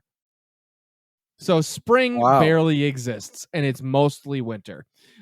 Winter and summer, yeah. Yeah, and then in the summertime, it is as humid, particularly the past like 10 years or so. It's as humid in New England as it is in Florida. It's like 80% humidity in like July and August. It's really fucking humid. So like it's a dry heat doesn't apply here. It's humid as fuck in the summer, and then it's winter for like 6 months. That is rough. I especially like for me, I couldn't handle it because that would be way too cold.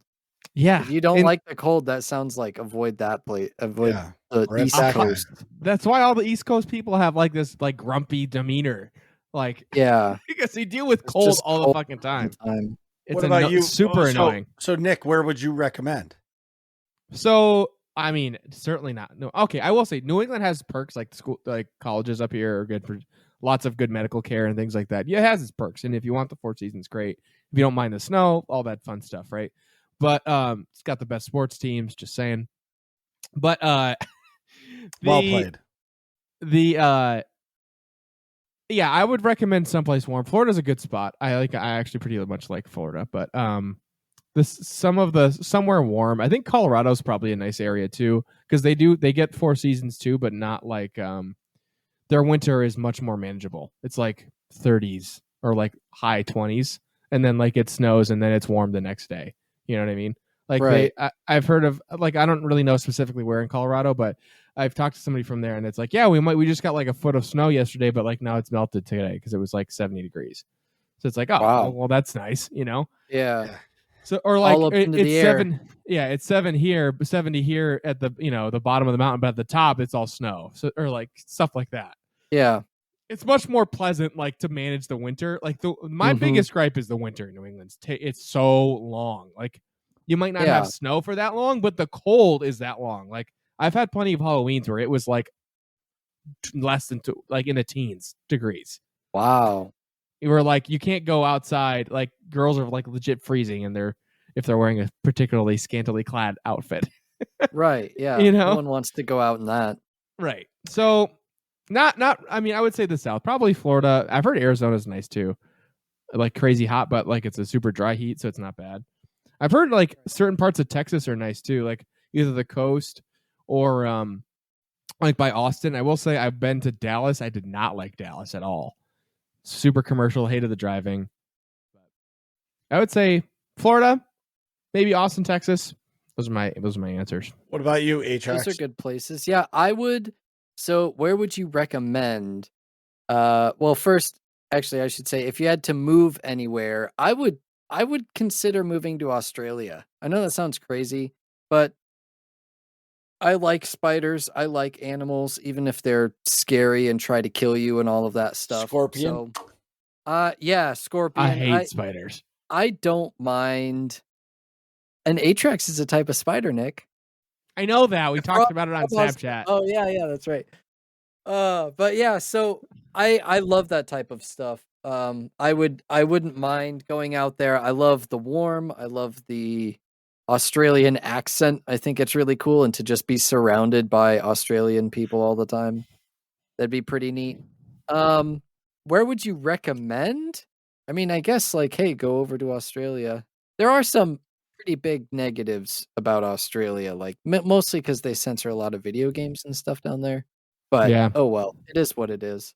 Where would you recommend? I actually think that like the Portland area or like Oregon in general isn't that bad of a place to live. Washington too, because in both of those states, first of all, they're above California. And if you and if you want to do like if you want to go to the beach, you can go to the beach. If you want to go snowboarding, you can go snowboarding or skiing. Like there's the mountains for that type of stuff.